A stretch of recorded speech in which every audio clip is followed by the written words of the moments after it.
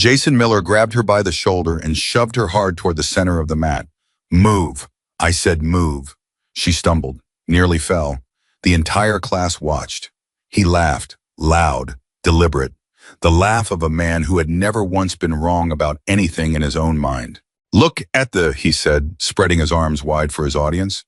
30 students in this room and not one of them is as lost as this woman right here. He leaned close to her face. What are you even doing here? You think this is a gym class, sweetheart?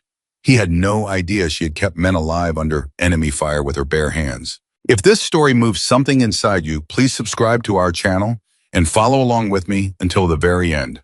Drop a comment below and tell me what city you are watching from. I want to see how far this story has traveled. The morning Rachel Carter walked into Pacific Coast Martial Arts Academy, she almost didn't go inside.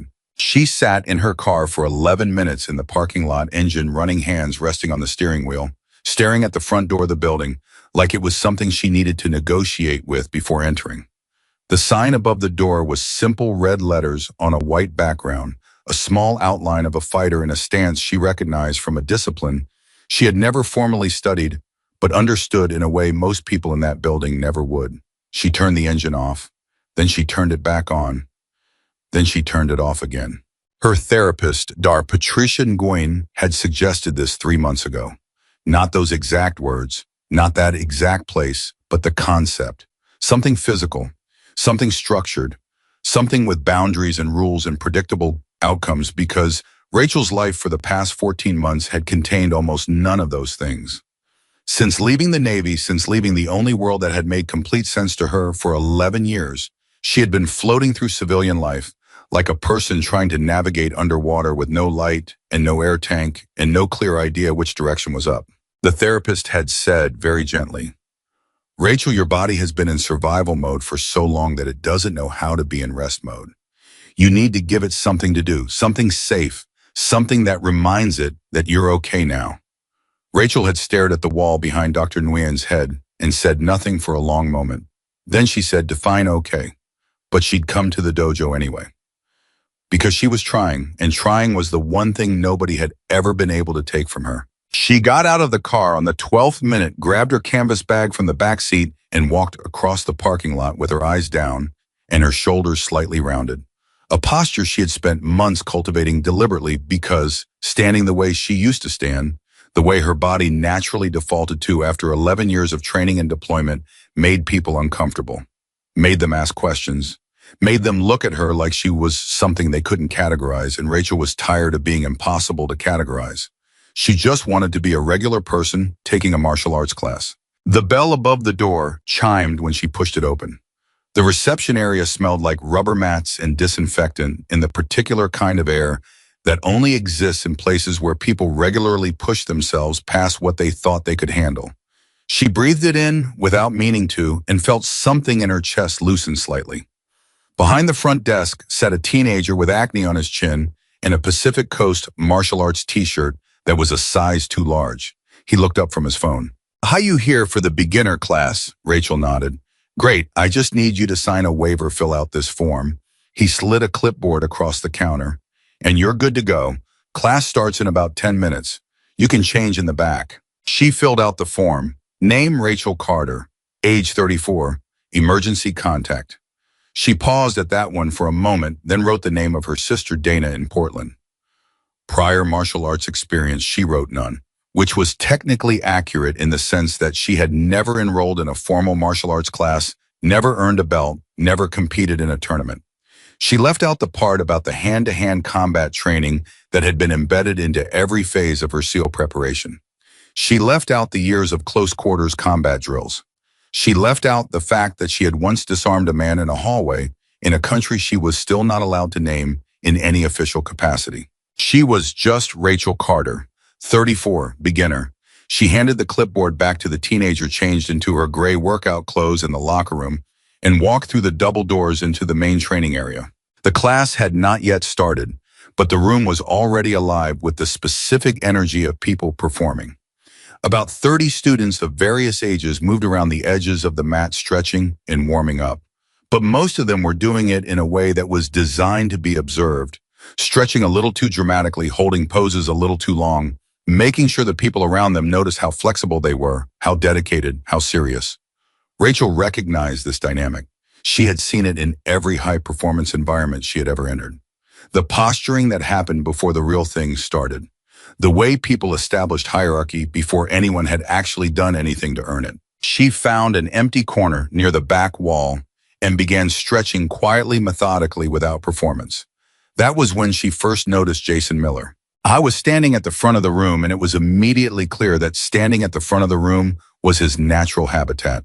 He was 23 years old, though he carried himself with the specific confidence of someone who had never yet encountered a situation that fundamentally challenged his understanding of himself.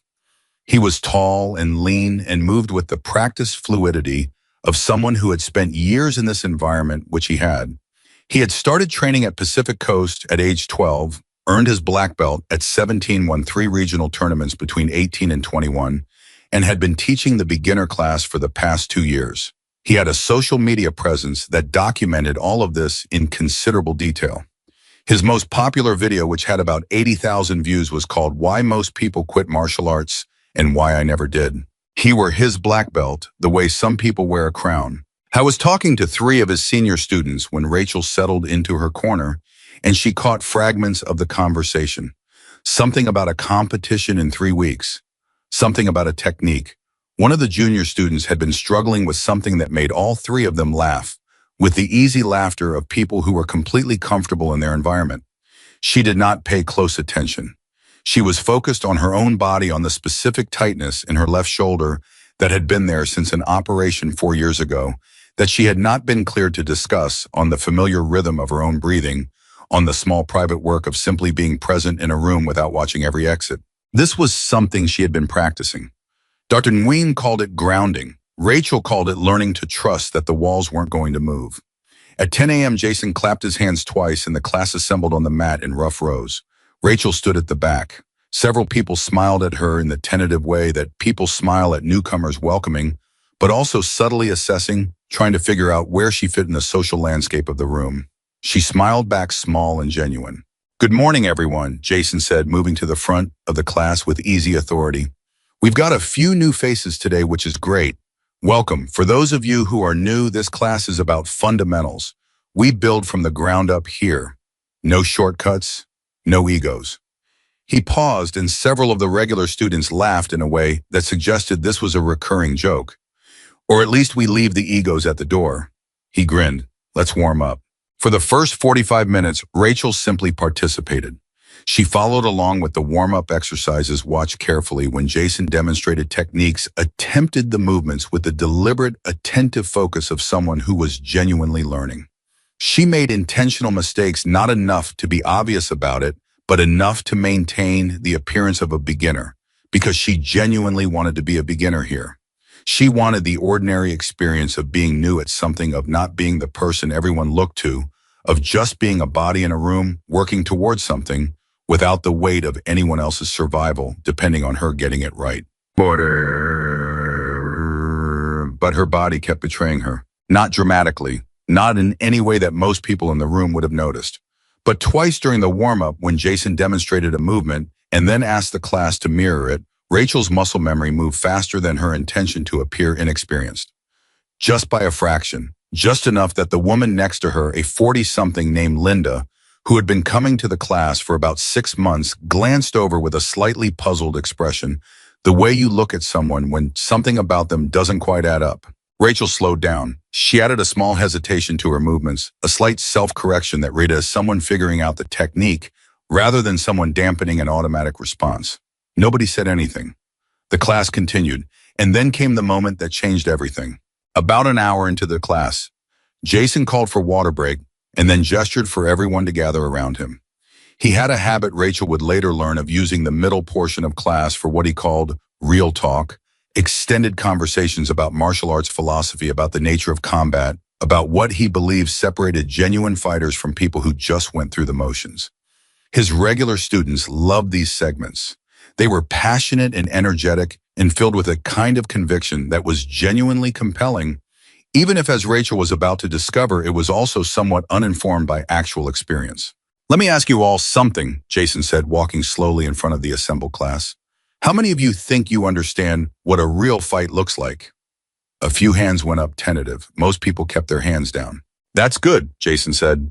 That's honest, because most people, he paused for emphasis, have no idea. They watch movies, they watch YouTube. They think they know what happens when things get real. They don't. He shook his head. Real combat, and I mean real, not sparring, not competition. Real combat is psychological before it's physical. The person who survives isn't always the person who has the best technique. It's the person who can control their mind when everything is going wrong. Several students nodded. Rachel watched him. Confidence is the first weapon, Jason continued. If you walk into a situation looking like you don't belong there, like you're not sure, like you're hoping nobody notices you. He stopped walking. He had reached the section of the arc where Rachel was standing. His eyes landed on her and stayed there. You've already lost. The shift in the room was subtle but immediate. Rachel felt it, the slight reorganization of attention as the people around her realized that Jason's example had a specific face attached to it. Take our newcomer here, Jason said. Rachel kept her expression neutral. No offense, he said in the tone of someone who was about to give a great deal of offense. But you walked in today looking like, he tilted his head, performed a brief assessment, like you're hoping the class doesn't go too hard, like you'd really prefer if nobody called on you. He smiled at the class, inviting them to share the observation. That's exactly what I'm talking about, that posture, that kind of invisible energy, in a real situation that gets you hurt. Two students laughed, not all of them, but two, and it was enough to make the room feel different. Rachel breathed in slowly through her nose. She knew what this was. She had encountered versions of it before in training and briefings in the particular social ecosystem of high-performance environments, where hierarchies get established through public tests and the people at the top defend their position by making examples. She understood the mechanics of what Jason Miller was doing better than he understood them himself. And she understood that the correct tactical response was to say nothing. But something else was happening beneath that tactical understanding. Something older and quieter and harder to reason with. A feeling she recognized, the specific bone-deep tiredness that came from having spent years being underestimated and then proving yourself and then being underestimated again, because the proof never seemed to stick, because there always seemed to be another room and another Jason Miller and another version of the same moment where someone looked at her and decided she was less than what she was. She breathed out. I'm just here to exercise, she said. Her voice was level. No edge to it, no invitation to escalate, just a factual statement offered without apology. Jason heard the levelness and interpreted it as uncertainty. He smiled wider. Fitness classes are down the street, he said. Several more students laughed more confidently this time because Jason's confidence gave them permission. I say this with all respect. This space is for people who are serious about training, about actual discipline, about what it means to really understand your body and what it can do in a high-pressure situation. He was building momentum now, the way people do when an audience is responding. You can't just walk in off the street and expect to understand what we're doing here. Jason, a woman's voice from the side of the room, one of the senior students, mid-30s, named Amy, who had been coming here for 4 years and had learned to recognize when Jason's real talk was edging past philosophy into something less useful. She's a new student. Maybe we could... I'm just making a point, Jason said, not looking at Amy. He was still looking at Rachel. No disrespect. I'm sure she's a perfectly nice person, but there's a difference between being a nice person and understanding real combat, and I think it's important for new students to understand that distinction from day one. He stepped slightly closer to Rachel, not aggressively, but with the casual ownership of someone who believed the space around him belonged to him by default. What's your background? Any training? Not formally, Rachel said. Not formally, he repeated, smiling at the class. Okay, so what do you do? Like professionally, what's your background?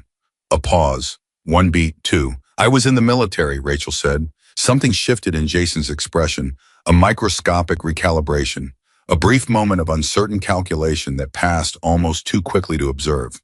But Rachel had spent years reading faces in dark rooms under pressure, and she saw it clearly. Army, he said. Navy, she said. Oh. He nodded, and there was something in that nod that was slightly condescending in the specific way of someone who has decided that acknowledging a thing is sufficient to dismiss it.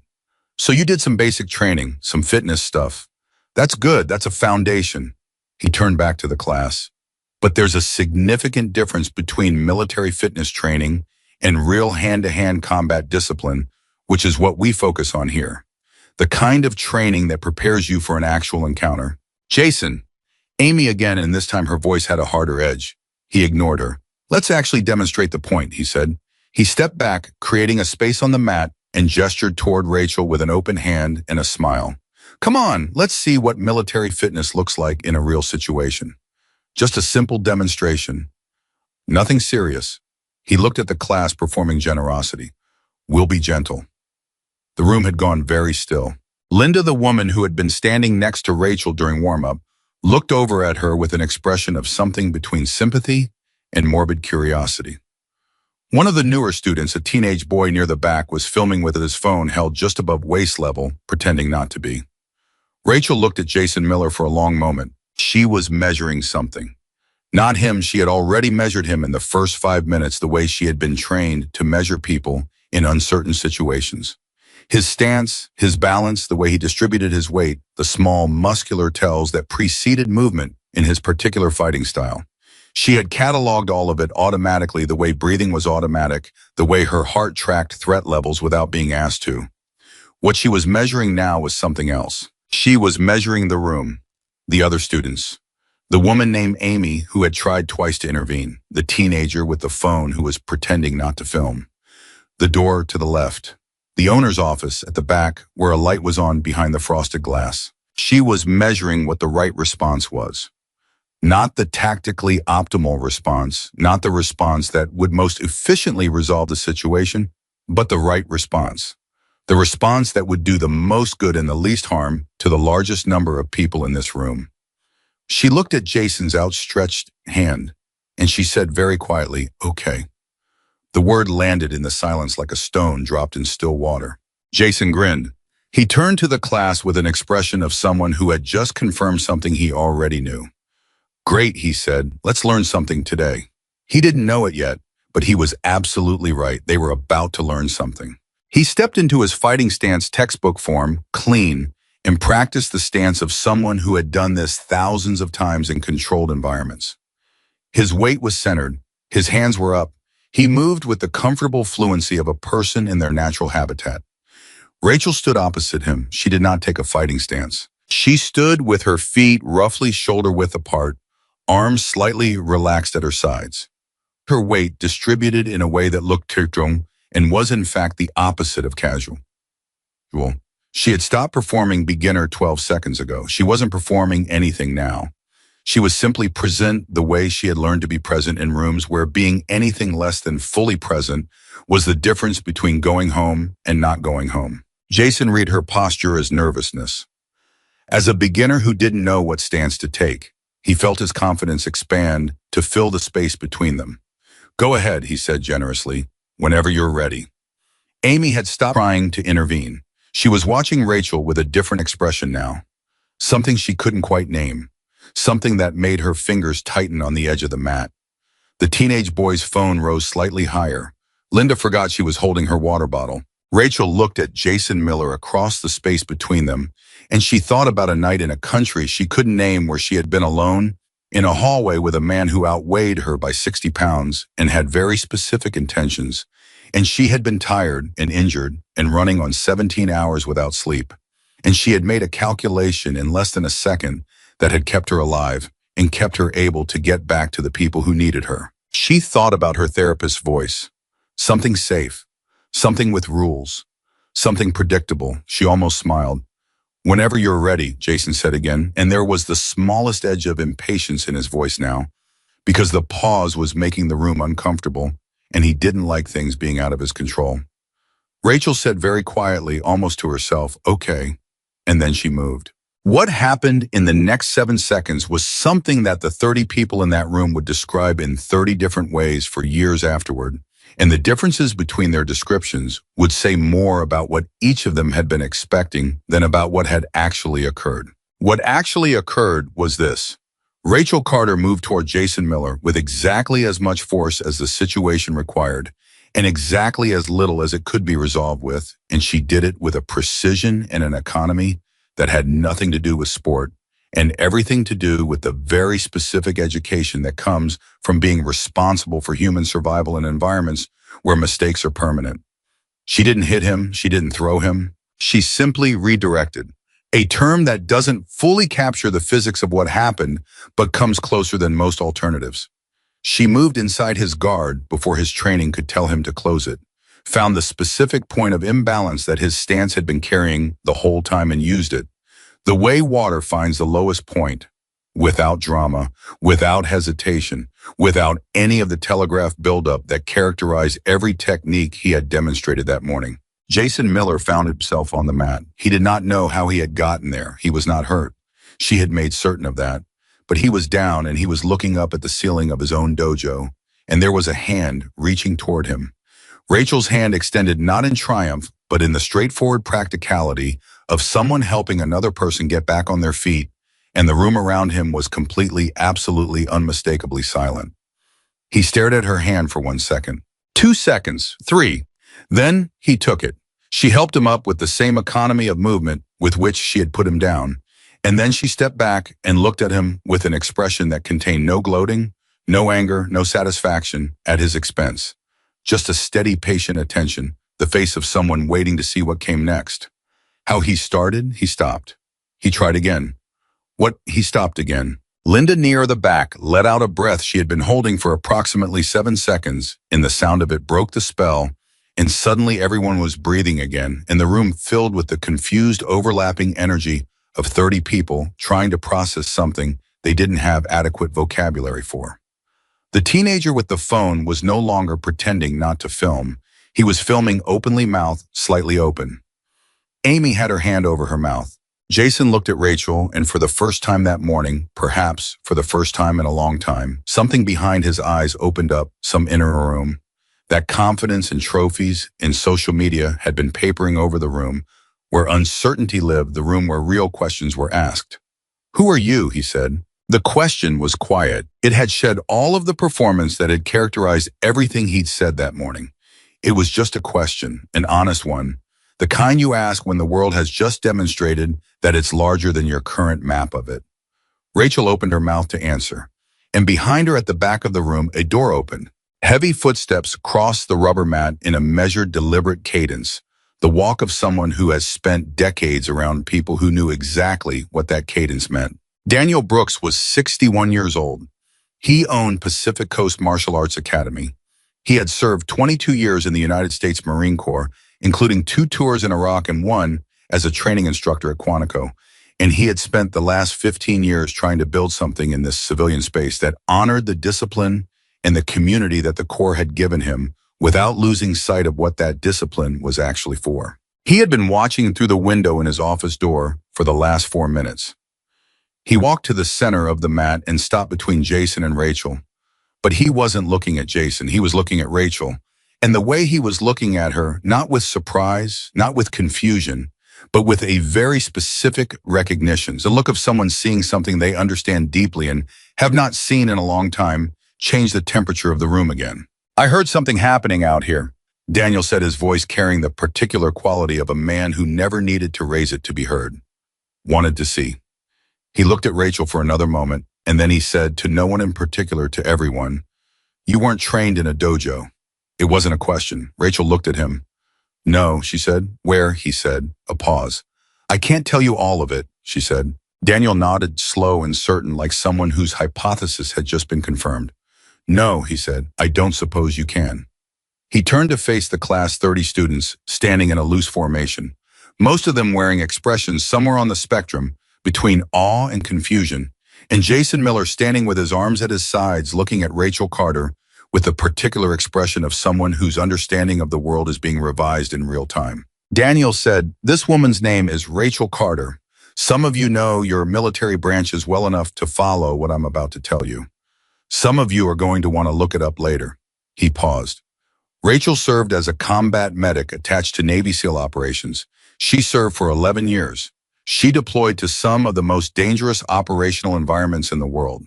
She kept people alive, our people, American servicemen and women in conditions that most of us cannot imagine, and most of us will never have to.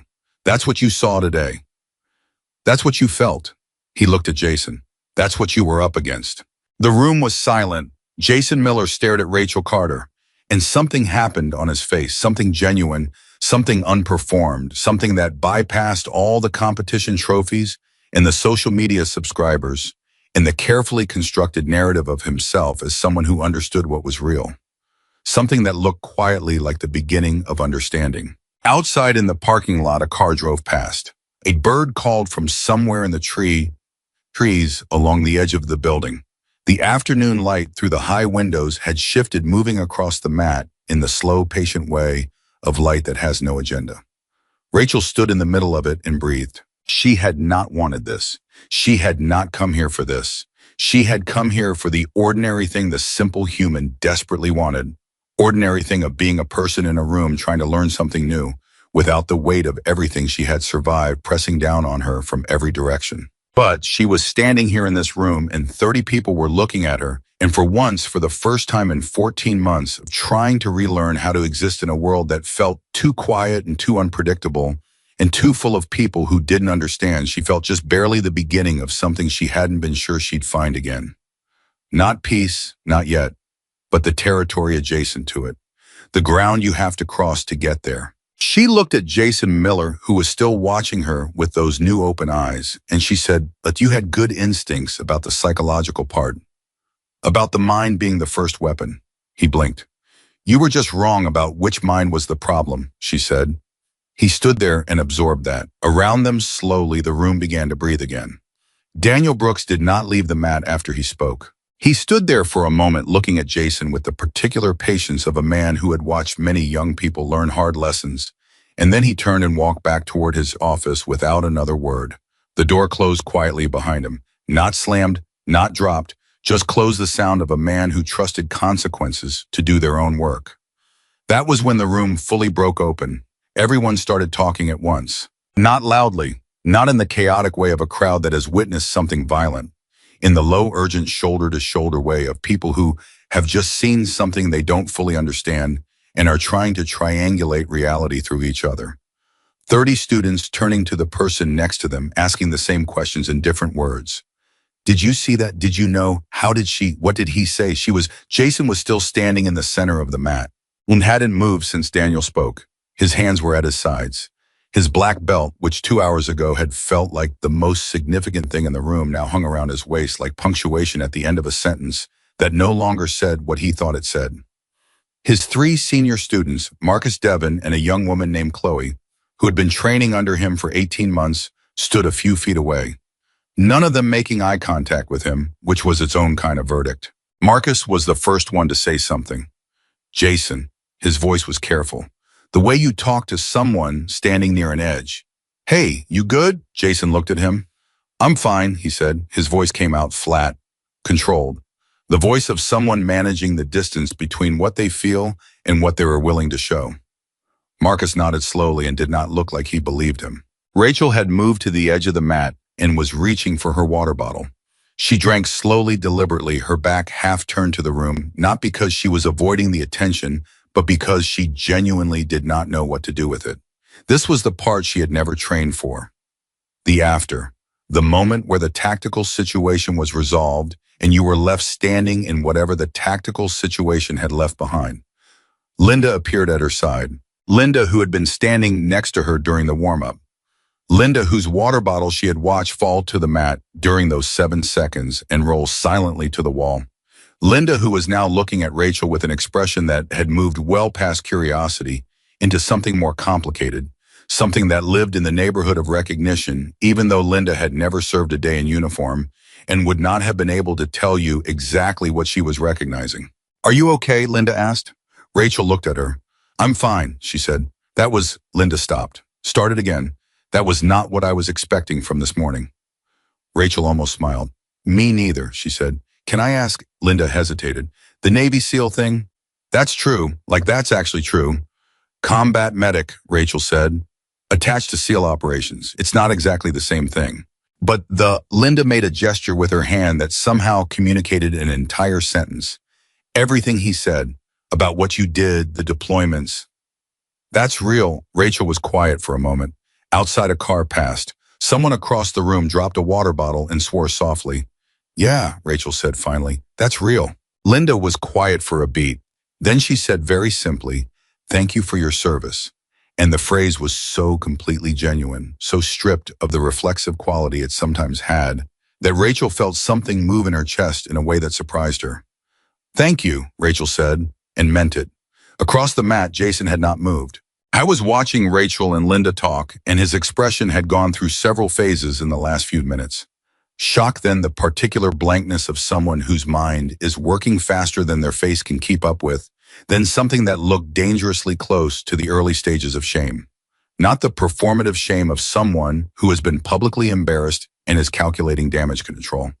The other kind, the slower, quieter kind that doesn't announce itself, that just sits down somewhere inside your chest and starts going through everything you thought you knew. Marcus put a hand on his shoulder. Hey, Marcus said. Come on, walk it off. I put my hands on her, Jason said. Marcus went still. I shoved her, Jason said. His voice had dropped to something almost private. In front of everyone. I grabbed her wrist and I shoved her and I stood there and I laughed about it. He stopped. She's a combat medic. She saved people's lives.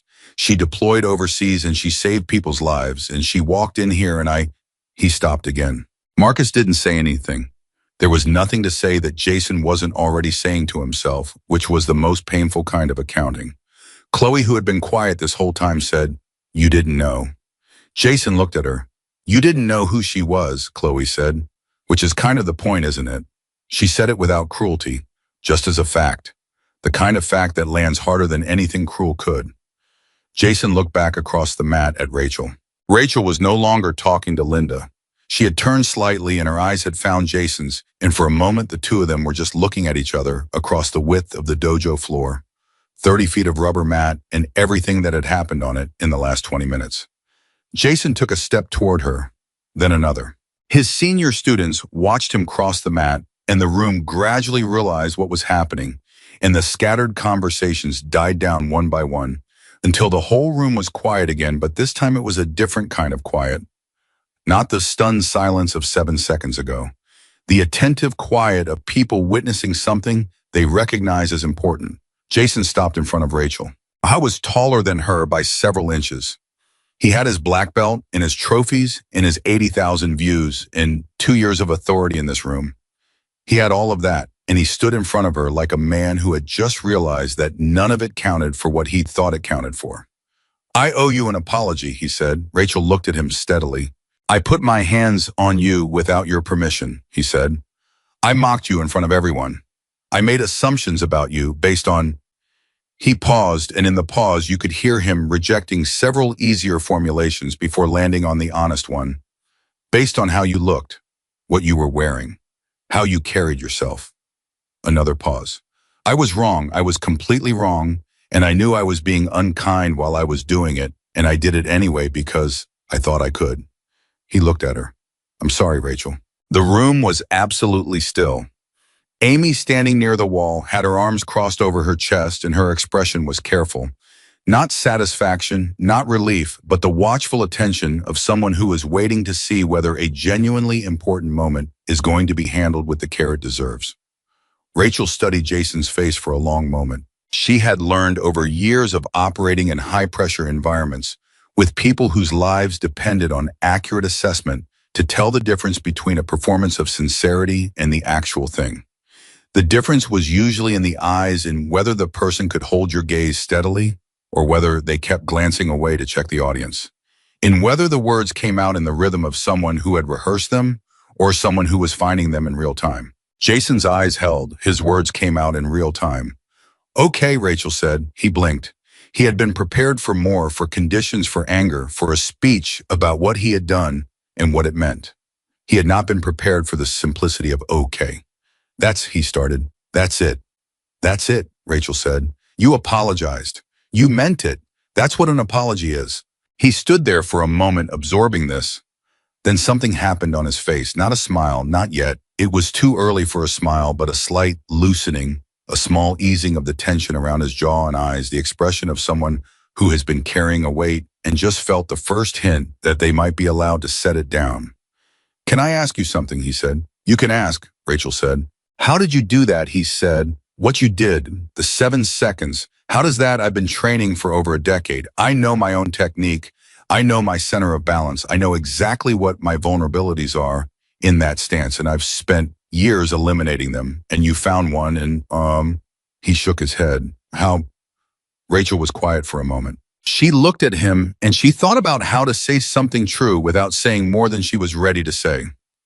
This was something else she'd had to learn in the 14 months since leaving the Navy, how to talk about her experience without either minimizing it to the point of dishonesty or opening it so wide that she lost control of what came out. "You've been trained to fight," she said finally. "That's real. That training is real and it matters, and you're good at it." She paused.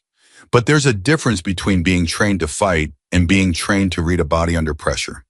The kind of reading I'm talking about isn't about technique. It's about understanding what a human body reveals when it believes it's in control." She looked at him. "When you stepped onto this mat this morning, you were completely confident. You had home advantage, audience advantage, experience advantage. You knew all of that, and because you knew it, you were relaxed. And when you were relaxed," she paused, "you stop protecting yourself, not physically, psychologically. You stop accounting for the thing you haven't considered yet." Jason was listening in a way he hadn't listened to anything in a very long time, not with the half attention of someone building their response while the other person talks, fully, with everything. "The thing you hadn't considered," he said slowly, "was me. The thing I hadn't considered," he said again, and this time it wasn't a question. "Yeah," Rachel said. Silence. Then Devin, who had not said a word since everything happened, who had been standing near the edge of the mat with his arms folded and his expression unreadable, cleared his throat and said, "So what do we do now?" Everyone looked at him. "I'm serious," Devin said. "Like, what do we do? We're supposed to have class for another 40 minutes. Do we just—" He gestured vaguely at the mat. It was such a genuinely human question, so perfectly ordinary in the middle of something that had been anything but that. Rachel laughed. Not a polite laugh, a real one. Short and surprised, the kind that escapes before you can decide whether to let it out. And the realness of it changed the room in a way that nothing else had broke. Something open, let some air in.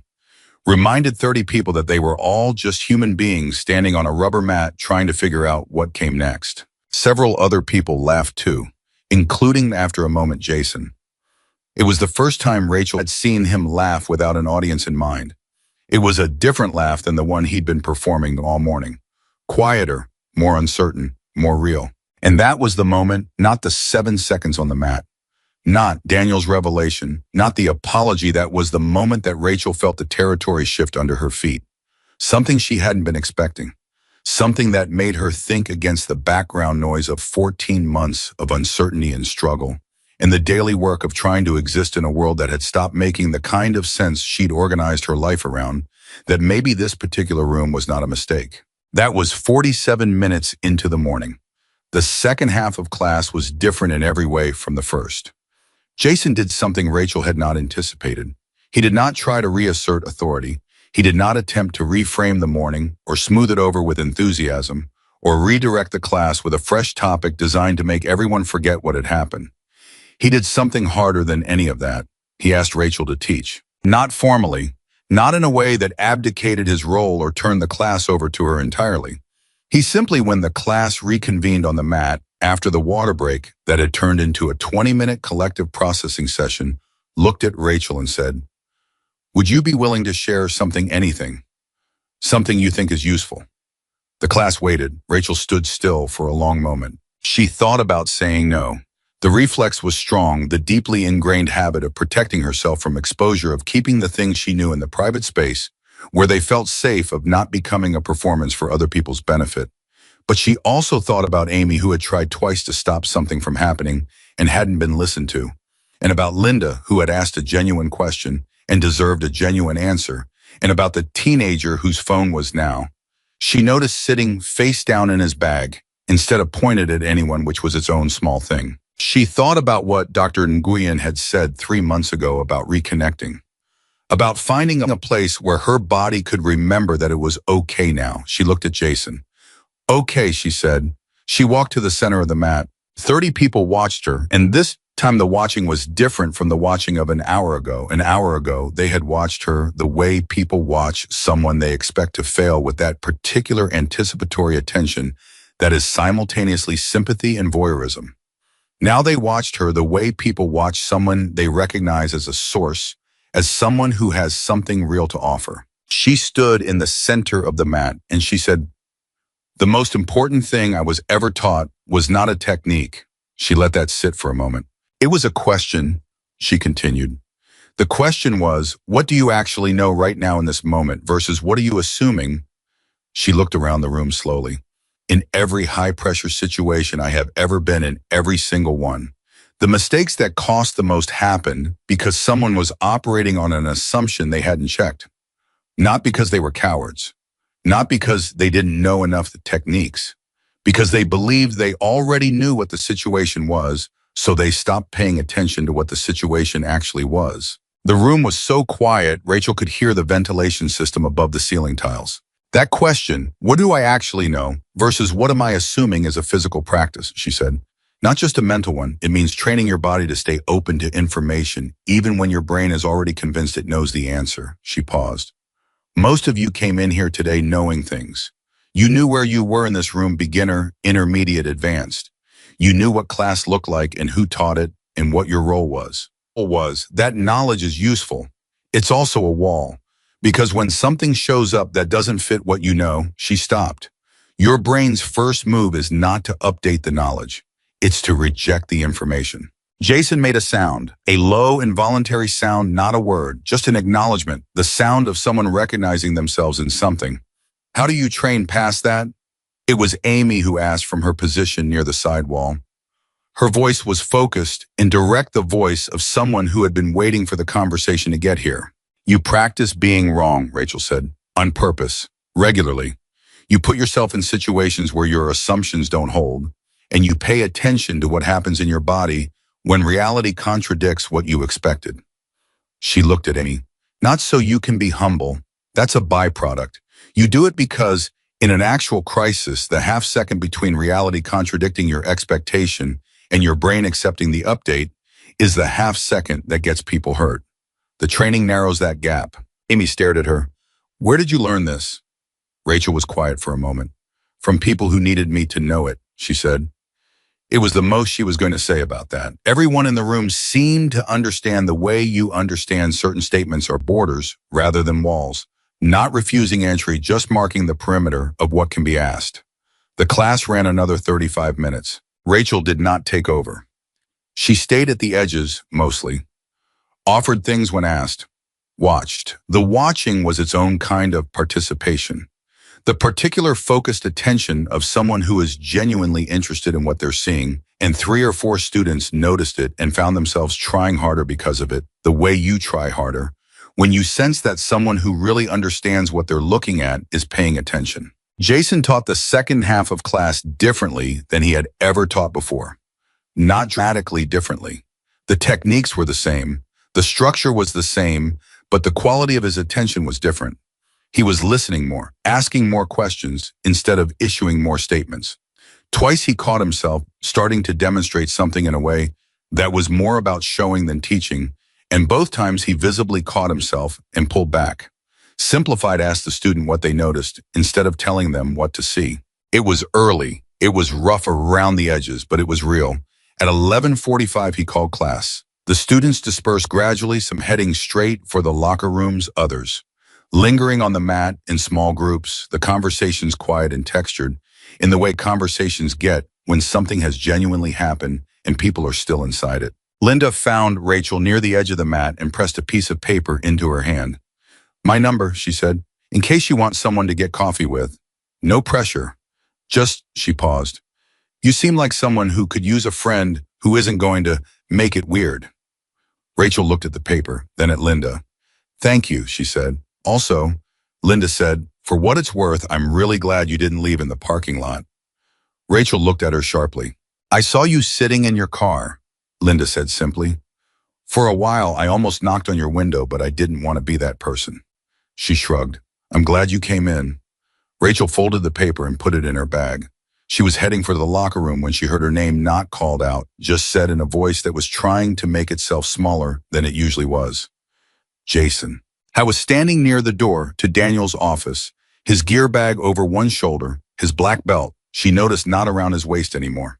He had taken it off and folded it and held it in his hand, which was either a coincidence or the most honest thing he'd done all morning. Can I say something else, he said, or I know you probably want to go. Rachel stopped. Go ahead, she said. He looked at the belt in his hands for a moment. Then he looked at her. I've been teaching this class for 2 years, he said. And I think he stopped. I know I'm good at what I do. That's not ego. That's just I know. I've put in the work. He paused. But I think somewhere along the way I started believing that knowing made me better than people who didn't know. Better in a way that, he shook his head slightly, better in a way that I'm not sure I actually earned. He looked at her steadily. I don't think what I did this morning was an accident, he said. I think it was something I've been doing for a long time, and it just took this morning for it to be visible enough that I couldn't explain it away. He paused. I don't know what to do with that yet, but I wanted to say it out loud to the person who made it visible. He took a breath. So, thank you for not walking out, for being in this room, and for not breaking my arm when you obviously could have. Rachel looked at him for a long moment. You're going to be a good teacher, she said. He blinked. I'm not sure I deserve that yet.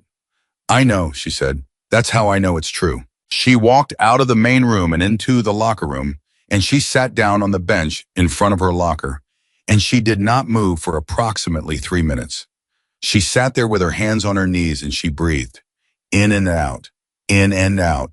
The specific, deliberate breathing that Dr. Nguyen had taught her, the kind that tells your nervous system that the crisis is over, that the ground is solid, that you are okay. She thought about this morning. She had come here for the ordinary thing, for the small human luxury of being a body in a room doing something physical without the weight of anyone else's survival on her shoulders. She had come here to practice being a beginner, to practice being nobody in particular.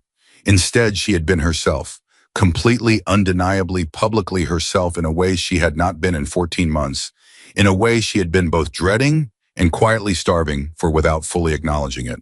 Her phone buzzed. She took it out of her pocket and looked at the screen. It was a message from an unsaved number. She almost ignored it. Then she read it. This is Amy, from class. I got your number from the sign-in sheet. I hope that's okay. I want to say something without an audience. What you said today about training to be wrong on purpose. I've been a therapist for 12 years, and I've never heard anyone articulate that the way you did. I don't know what you went through. I'm not asking. But I think you have something that's very hard to find, and I'd be very sad if you didn't come back. Rachel read it twice. She put her phone in her bag. She changed back into her street clothes. She rolled her gray workout shirt and tucked it beside her shoes. She zipped the bag and put it over her shoulder and stood up. She thought about Dr. Nguyen, about the 11 minutes in the parking lot, about the 11 years before that, about the 14 months since, about all the rooms she had walked into carrying things nobody could see, and all the rooms she had left without putting any of it down. She thought about Jason Miller holding his black belt in his hand. She thought about Linda's phone number folded and sitting in the front pocket of her bag. She thought about Amy's message. She walked to the door of the locker room and she pushed it open, and she stepped back into the hallway that led to the main floor of the dojo. Through the double doors, she could hear the sounds of the room being reset, mats being straightened, equipment being stored, the ordinary sounds of a space returning to itself after something significant had happened in it. She stood in the hallway for a moment. Then she walked to the front desk where the teenager in the too large shirt was putting his phone away with the guilty speed of someone who had spent the last hour on social media. Hey, Rachel said. What time does the next beginner class meet? He looked up. Thursday, he said, 7 p.m. Rachel nodded. Can I get put on the roster? He reached for the clipboard. Name, he said, though he clearly already knew. Rachel Carter, she said. He wrote it down. She walked out of Pacific Coast Martial Arts Academy into the afternoon, and she got into her car, and she sat in the same seat where she had spent 11 minutes that morning negotiating with herself about whether to go inside. And she thought about all the things that had been true about her in those 11 minutes that were still true now. The scars under her sleeves, the memories she didn't talk about, the profound and daily difficulty of being a person who had lived at the extreme edge of human experience and was now trying to learn how to live in the ordinary middle of it. All of that was still true, but something had been added to it. Something small, something she was being careful not to look at directly the way you're careful with something fragile. The way you carry something in open hands instead of a closed fist because you understand that the closing is what breaks it. She started the car. She pulled out of the parking lot. And for the first time in 14 months, she did not check every mirror twice before she reached the road. She came back on Thursday, 7 p.m. exactly on time, not a minute early and not a minute late, because Rachel Carter had spent 11 years operating in environments where timing was the difference between mission success and catastrophe, and old habits did not disappear just because the context changed. She pushed through the front door of Pacific Coast Martial Arts Academy with her canvas bag over one shoulder and her gray workout clothes already on underneath her jacket, and the teenager at the front desk looked up and said, "Hey, you're on the roster," with the particular enthusiasm of someone who had clearly been told to watch for her. The main floor was different at 7 p.m. than it had been on Tuesday morning. Fuller, louder, the energy of people who had come straight from work carrying the compressed tension of 8-hour days in offices and cars and meetings trying to shake it loose before they went home. Roughly 40 students moving around the edges of the mat and the sound of its shoes on rubber. The particular rhythm of people warming up their bodies was something Rachel's nervous system recognized and settled into before her brain had a chance to have an opinion about it. Jason was at the front of the room. He saw her the moment she walked through the double doors. Their eyes met across the width of the mat, and something passed between them. Not a smile exactly, not yet, but an acknowledgement, a recognition. The specific look of two people who have been through something together that neither of them will ever fully explain to anyone who wasn't there. He gave her a small nod. She gave him one back. She found a spot near the middle of the room this time. Not the back corner, not hiding. The middle where the work happened. The woman next to her was new. Completely new, the kind of new where every movement had a slight delay while the brain translated instruction into action. She was maybe 45, with the careful posture of someone who was working hard to look like she knew what she was doing. Rachel recognized that posture intimately. She had worn it herself in different rooms and different contexts more times than she could count.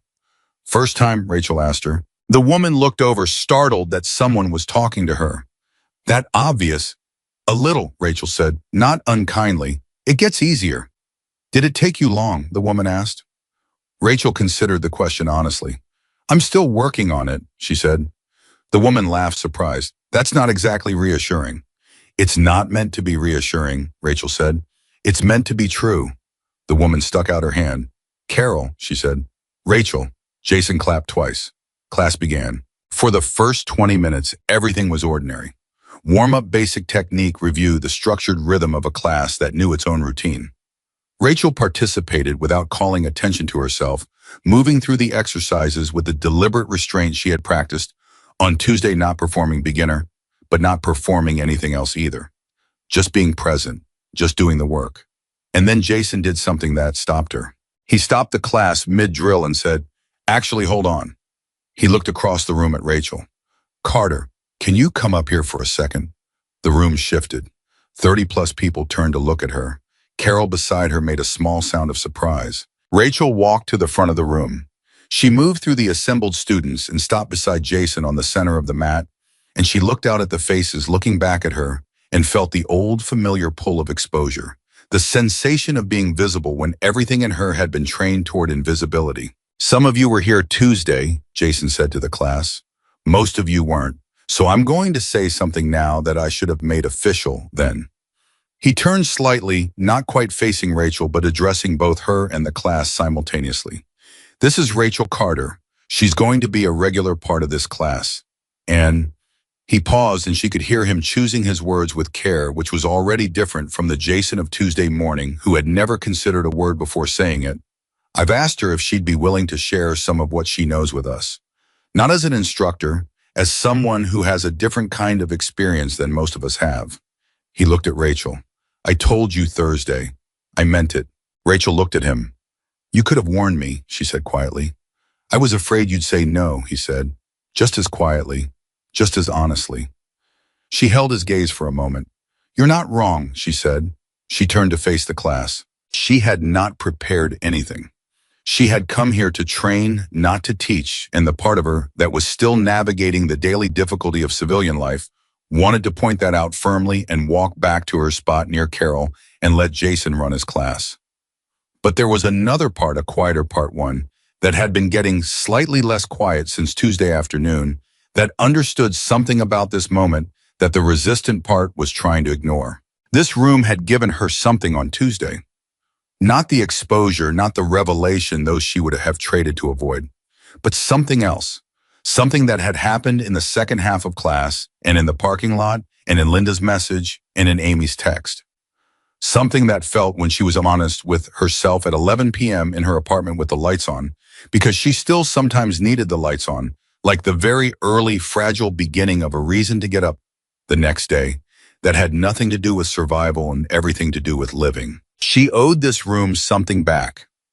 Okay, she said. She looked out at the faces. 40-odd people of different ages, different backgrounds, different reasons for being here on a Thursday night. She looked at Carol at the back, who was watching her with the particular attention of someone who had just realized the woman she'd been making small talk with was something she hadn't accounted for. I want to ask you all something, Rachel said, and I want you to actually think about it before you answer, even if you don't answer out loud. She paused. When you walked in here tonight, what did you think you came here to learn? Learn silence. A few people exchanged glances. Technique, said a young man near the front, maybe 20, confident in the way of someone who hadn't yet learned that confidence had grades. How to fight. Okay, Rachel said. And if someone attacked you tomorrow, someone bigger than you, faster than you, who had the element of surprise, would the technique you learned tonight save you? The young man started to say yes, then he stopped. Rachel waited. Maybe, he said finally, less certain. Maybe, she said, depending on a lot of things, depending on whether you're tired, whether you're scared, whether the situation looks anything like the situation you practice for. She looked around the room. Technique matters. It matters enormously. But technique is the last thing that happens in a real crisis. Before technique, there's recognition. Before recognition, there's attention. Before attention, there's the decision made usually below the level of conscious thought about whether you are someone who responds or someone who freezes. She let that land. That decision gets made before anything else. And unlike technique, it can't be drilled in a controlled environment. It has to be built. The room was very quiet. Jason was standing to her left, arms at his sides, listening with his whole body. How do you build it? Carol asked. Her voice came from the back of the room, clear and direct, and something about the quality of it, the absence of performance, the genuine want to know, made Rachel look at her across all the heads between them. You put yourself in rooms where you're not comfortable, Rachel said. You do things you're not sure you can do, regularly, on purpose. Not because suffering is good for you. It isn't inherently, but because your nervous system learns what it lives. If it only ever lives certainty, it will not know what to do with uncertainty. In real life, she paused. Real life is almost entirely uncertainty. She stopped talking. For a moment, the only sound was the ventilation system and someone shifting their weight on the mat. Then Jason said, "Can we try something?" Rachel looked at him. "With your permission," he said. And the deliberateness of that phrase, the explicit, careful asking, was so different from Tuesday that several of the students who had been at Tuesday's class noticed it and exchanged glances. "What do you have in mind?" Rachel said. What Jason proposed was this, a simple exercise where students would be paired with someone they had never worked with before, someone outside their usual training level, and asked to accomplish a specific physical objective. Not a fight, not a sparring match, but a cooperative challenge requiring both partners to communicate without defaulting to whoever was more experienced taking over. It sounded straightforward. It was not straightforward. Within 4 minutes, the mat was alive with the productive chaos of 40 people discovering that cooperation under mild physical pressure was significantly harder than either competition or instruction because it required you to stay genuinely uncertain about the outcome while also staying genuinely present for your partner. Rachel moved through the pairs, watching occasionally, offering a single observation, not correction, just observation, the kind that opened a door rather than closing one. She reached a pair near the center. The confident 20-year-old, whose name turned out to be Tyler, partnered with a man in his mid-50s named Gerald, who had been coming to the class for 3 weeks and had the careful, deliberate quality of someone taking something seriously that they had decided possibly late in life that they should have started earlier. Tyler was struggling, not physically. Technically, Tyler was the better athlete and he knew it, and that knowledge was making him useless as a partner because every time Gerald needed a half second to process and respond, Tyler's body moved to compensate, to smooth over, to fix. And Gerald, who was trying to learn to trust his own responses under pressure, kept getting the rug pulled out from under him by a 20-year-old who thought he was helping. Rachel stopped beside them. "Tyler," she said. He looked up. "I'm letting him lead," he said immediately defensively. "Your hands say otherwise," Rachel said. He looked at his hands. He opened his mouth. He closed it. "What happens in your body," Rachel said, "when you watch someone take longer than you would to do something?" Tyler thought about this. "I want to step in," he said. "Right," Rachel said. "And stepping in feels like help. But what it actually is, it's taking over," Gerald said quietly. Both Tyler and Rachel looked at him. Gerald was looking at Tyler with an expression that was not angry, not hurt, just honest. The expression of a man who has spent 55 years navigating a world that frequently moved faster than he needed it to and had learned something from that navigation.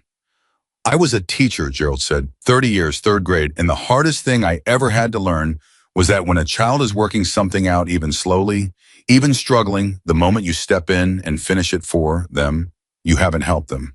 You've taken the learning. He looked at his hands. "I should have remembered that when I got on this side of it." Tyler stared at Gerald. Then he said, yeah." He stopped. "Okay, let's try again, and I'll wait. Take all the time you need," Tyler said. And this time he meant it. Rachel moved on. She was near the edge of the mat watching a pair near the wall when she felt, rather than heard, someone approach from behind, a slight change in the air, the specific quality of someone who was trying to be unobtrusive and was skilled enough at it to almost succeed. She turned. Daniel Brooks. I was standing 3 feet behind her with his arms at his sides, watching the class with the particular quality of attention that characterized everything he did, deep and patient, and gathering something that he would not necessarily share immediately. He had been there for several minutes, Rachel realized.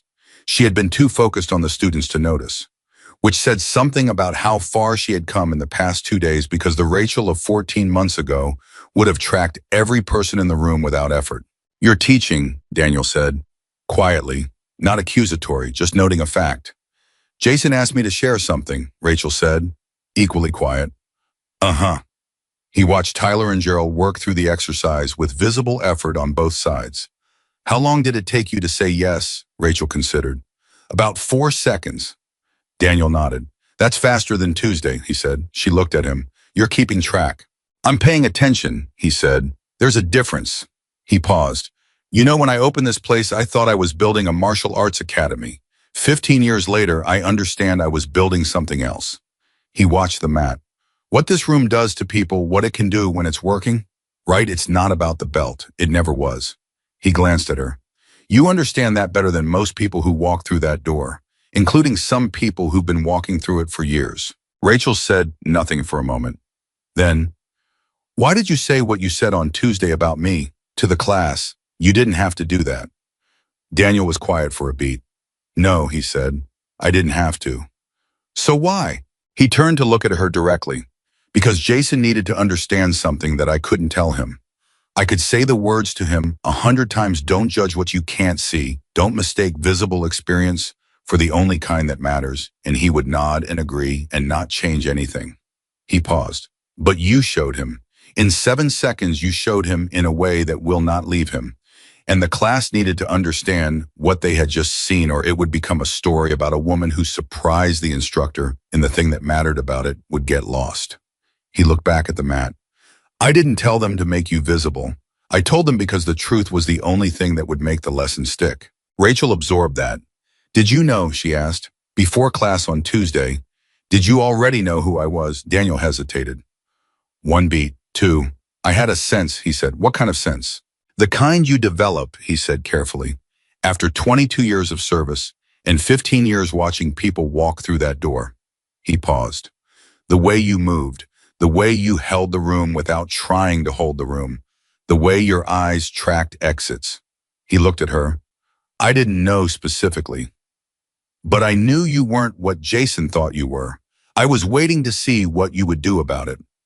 Rachel turned to look at him fully. And if I had just walked out, she said, if I'd taken my bag and left when he started in on me, Daniel held her gaze steadily. Then I would have gone after you, he said, in the parking lot. And I would have told you that what happened in there was not representative of what this place is supposed to be. And I would have asked you to give it one more chance. He paused. And if you'd said no, I would have accepted that. But I would have asked. Something tightened in Rachel's chest, not painfully. The way things tighten when they're being released. You could have stopped it earlier, she said. You were watching. You could have come out sooner. Yes, Daniel said simply. Why didn't you? He was quiet for a long moment. Because Jason needed to encounter his own limits, he said. And because he paused and she could see him weighing something. Because I had a feeling you were capable of encountering them for him in a way that would actually change something. Not just embarrass him, change something. He looked at her. I was hoping I was right. Rachel thought about this. You took a risk, she said, with me along as the instrument of that lesson. Yes, he said. I did. He met her eyes and did not look away. And if I was wrong, I owe you an apology. I owe you an apology that is going to take considerably longer than the one Jason gave you. Rachel held his gaze for a moment. Then she turned back to the mat where 40 people were working through something hard in the specific productive way that meant they were getting somewhere real. I'll let you know, she said. Daniel almost smiled. Fair enough, he said. He left her there and walked back toward his office, and she watched him go for a moment before turning back to the class. Carol had been paired with Amy, who it turned out was a regular Thursday student in addition to being the Amy who had sent Rachel a text 2 days ago, and the two of them were working through the exercise with a focused intensity that suggested both of them were the kind of people who brought everything they had to things they decided to take seriously. Rachel watched them for a moment. Amy caught her eye from across the mat and gave her a look that communicated in the compressed language of women who understand each other, something in the vicinity of I'm glad you're here. Rachel gave her a small nod back. Class ran until 8:45. When Jason called time, something happened that Rachel had not seen at the end of Tuesday's class. Several students, not all of them, but enough to notice, instead of heading immediately for the locker rooms or the doors, stayed on the mat, talking, not the dispersing conversations of people who had fulfilled an obligation and were ready to leave, but the settling in quality of people who were not quite ready to let go of what had been happening in the room. Tyler found Gerald near the water cooler and said, "Hey, that thing you said about third grade, can I ask you something about it?" Gerald looked at him with the careful attention of a man who had not expected to be sought out by a 20-year-old tonight and was recalibrating accordingly. "Sure," he said, "ask." Carol appeared beside Rachel while she was putting her bag over her shoulder. "That thing you said," Carol said, "about putting yourself in rooms where you're not comfortable, on purpose."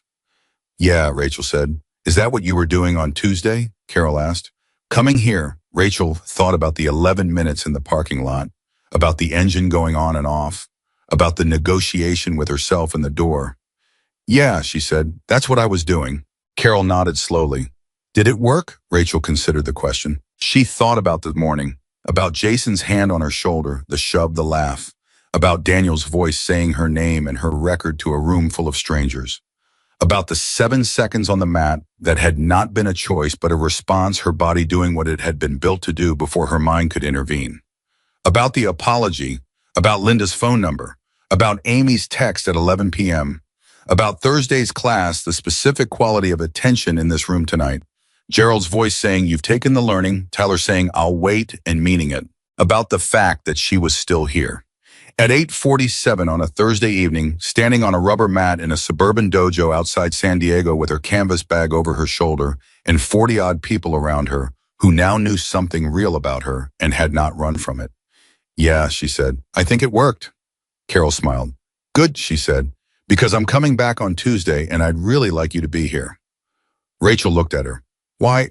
Carol tilted her head slightly, the way people do when they're trying to figure out how to say something true. Because when you talked tonight, she said, it was the first time since I walked through that door 3 weeks ago that I felt like someone was talking to me. Not performing, not instructing, talking to me. She paused. Like you actually understood that this is hard, that doing something hard is actually hard, and that's not a weakness. Rachel was quiet for a moment. It's not a weakness, she said. It's the whole point. Carol nodded. Tuesday, she said. Tuesday, Rachel said. She was almost at the front door when Jason caught up with her. He was moving quickly with the slightly urgent quality of someone who had decided to say something before they talked themselves out of it. Hey, he said. She stopped. He caught up with her, and they stood near the front desk, the teenager diplomatically finding something to do on the other side of the reception area. Jason had his gear bag over one shoulder and his keys in his hand, and the expression of someone who had been carrying a thought for several hours and was ready to put it down somewhere. I watched you tonight, he said, what you did with Tyler and Gerald, and the question you asked at the beginning, the way you were with the class. He stopped. You've done this before, not the teaching, the whatever it is you were doing, reading people, meeting them where they are. Rachel waited. I'm trying to say that you're good at it, he said, at a level that I don't have, at a level that I'm not sure I can train into myself, or if it's something that only comes from, he gestured vaguely, from what you've been through. Rachel shook her head. You're wrong about that, she said. He looked at her. It comes from paying attention, she said. That's all it is. Sustained, disciplined, genuine attention to other people. You can train that. She looked at him. You started training it tonight with Tyler. You could see it happening. Jason thought about that. I was watching Tyler, he said slowly. I was about to step in and tell him what he was doing wrong. And then you just asked him one question, and he worked it out himself. He paused. I never would have let him have that long. Why not? Rachel said. He was quiet for a moment. Because silence makes me uncomfortable, he said. Watching someone struggle makes me uncomfortable. I always want to fix it. Rachel nodded. That's not a bad instinct, she said, in the right measure. But when it's running on automatic, when you step in before the other person has had a chance to discover what they're capable of, you're not fixing their problem. You're fixing your discomfort. Jason stared at her. I know, he said quietly. I just heard it applied to teaching, and now I'm hearing it applied to everything else I do. He looked at the door. That's a lot to take in on a Thursday. Yeah, Rachel said. It is. He looked at her. Are you going to keep coming? I told Carol I'd be here Tuesday, Rachel said. Something in Jason's expression shifted. Not relief exactly, something that lived near gratitude and hadn't decided how to announce itself yet. Okay, he said. Good, he paused. Rachel, she waited. I'm going to be different, he said. As a teacher, I've been thinking about it since Tuesday, about what I've been doing here, about what this place is supposed to be, and what I've been making it about instead. He looked at her directly. I don't know how long it takes to actually change something you've been doing wrong for a long time, but I'm going to try. Rachel held his gaze. I know you are, she said. She pushed through the front door and walked across the parking lot in the evening air, and she got into her car, and this time she did not sit for 11 minutes. She put her bag on the passenger seat, started the engine, and pulled out of the lot in under 30 seconds. She drove home. At a red light 3 blocks from her apartment, her phone buzzed. She glanced at it at the next light when the car was stopped. It was from a number she had saved 2 days ago under the name Linda. It said, Tuesday coffee before class. There's a place 2 blocks from the dojo. Mediocre coffee, excellent muffins, 0 pressure. Yes or no? Rachel stopped at the light and looked at the message for a moment. She typed back, yes. She drove the rest of the way home with both hands on the wheel in the specific quality of attention she gave to things she was choosing rather than surviving. And somewhere behind her sternum, in the particular space that had been so very quiet for so very long, something continued its slow, patient, fragile work of becoming less quiet. She parked in her usual spot. She turned off the engine. She sat in the car for 30 seconds. Not the old 11 minutes of negotiation and doubt, just 30 seconds of something. She was still learning to identify something in the neighborhood of, okay, something in the vicinity of here, something that felt more than anything else. It felt like the first tentative notes of a life she was choosing to live rather than just enduring the weight of. Then she got out of the car. She went upstairs. She made tea. She sat at her kitchen table in the quiet of her apartment with the lights on, and she did not think about exits, and she did not check the locks 3 times, and she did not sit with her back to the wall. She just sat at the table. She drank her tea. Outside, San Diego moved through its ordinary Thursday night around her, and she let it. 3 weeks after that Thursday night, Rachel Carter had a routine. It was a small thing, an ordinary thing, the kind of thing that most people built without noticing, accumulated without effort, maintained without thought.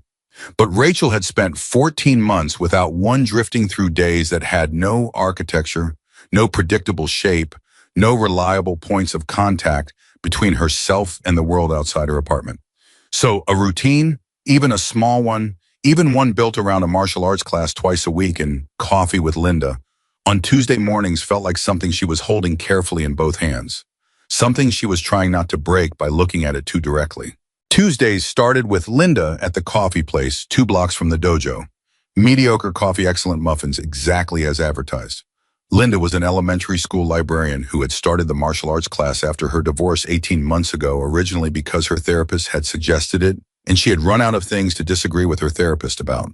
She was funny in the dry, precise way of someone who had spent decades surrounded by children and had developed a very clear sense of what was genuinely worth taking seriously versus what only appeared to be.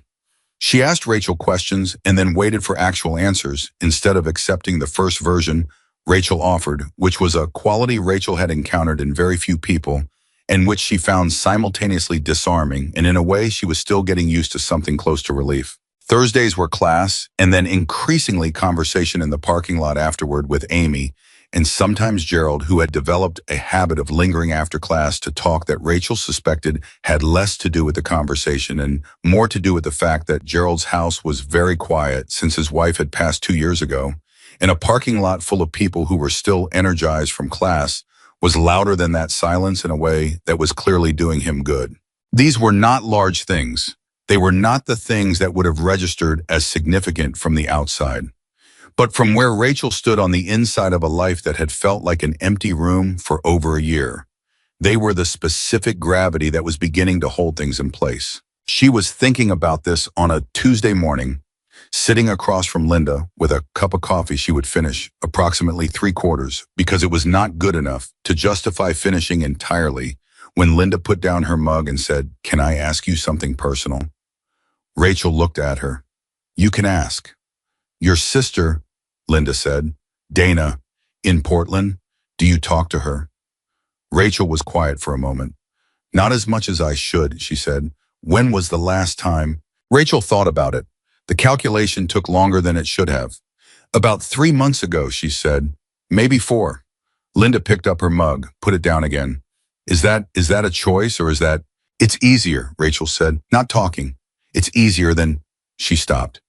"Dana worries. She worries in this specific way that is very loving and also very loud. And when she worries at me, it's hard not to feel like I'm failing some kind of test I didn't know I was taking." She paused.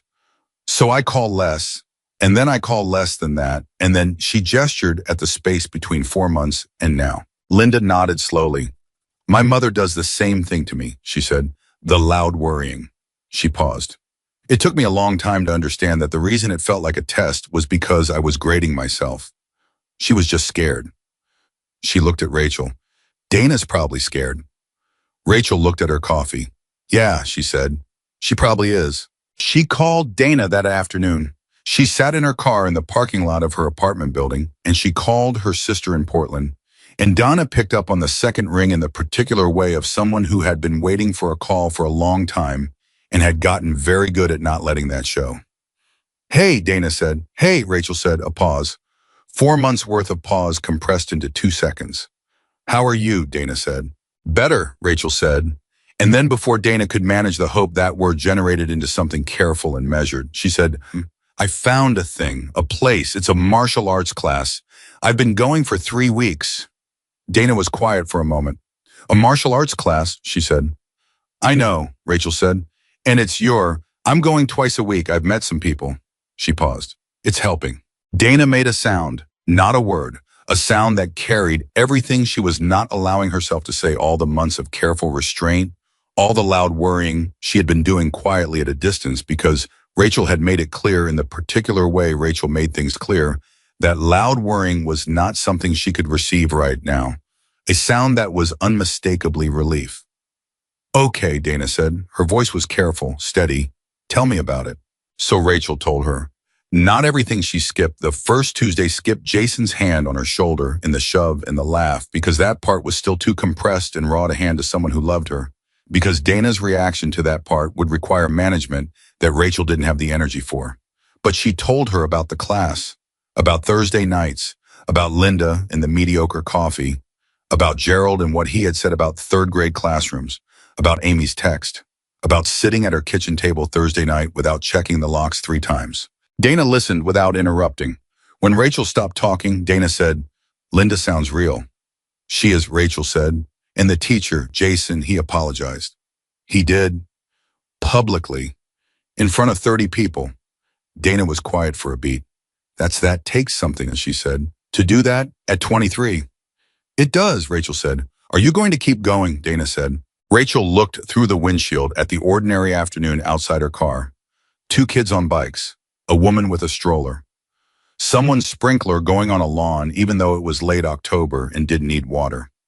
The specific, dense, overwhelming ordinariness of a street in a world where no one was in immediate danger. Yeah, Rachel said. I'm going to keep going. She heard Dana breathe out, long and slow. Good, Dana said. Rachel, good. They talked for another 30 minutes. Real conversation, the kind they used to have before everything, for the deployments and the silence and the hard return and the 14 months of careful distance. They talked about Dana's kids, about Portland's early winter, about a movie Dana had seen that she thought Rachel would hate and was describing with detailed enthusiasm precisely because she knew Rachel would hate it. They talked about small things, human things, things that had nothing to do with survival. When they hung up, Rachel sat in the car for a moment. She was smiling. She did not immediately notice that she was smiling, which was its own kind of data. That was the Tuesday of the 3rd week. The Thursday of the 3rd week was when everything changed again. She did not see it coming. She had gotten better in 3 weeks at not anticipating crisis around every corner, at letting herself exist in the relative safety of a routine without one eye permanently on the exit. She had been practicing. She had been in Dr. Nguyen's language building new neural architecture, and the building was real. The progress was real, which was precisely why what happened on Thursday night hit her the way it did, because she was less defended than she had been 3 weeks ago, and that made her both better and more vulnerable in ways she had not finished accounting for. Class started normally, 7 p.m., 40-something students.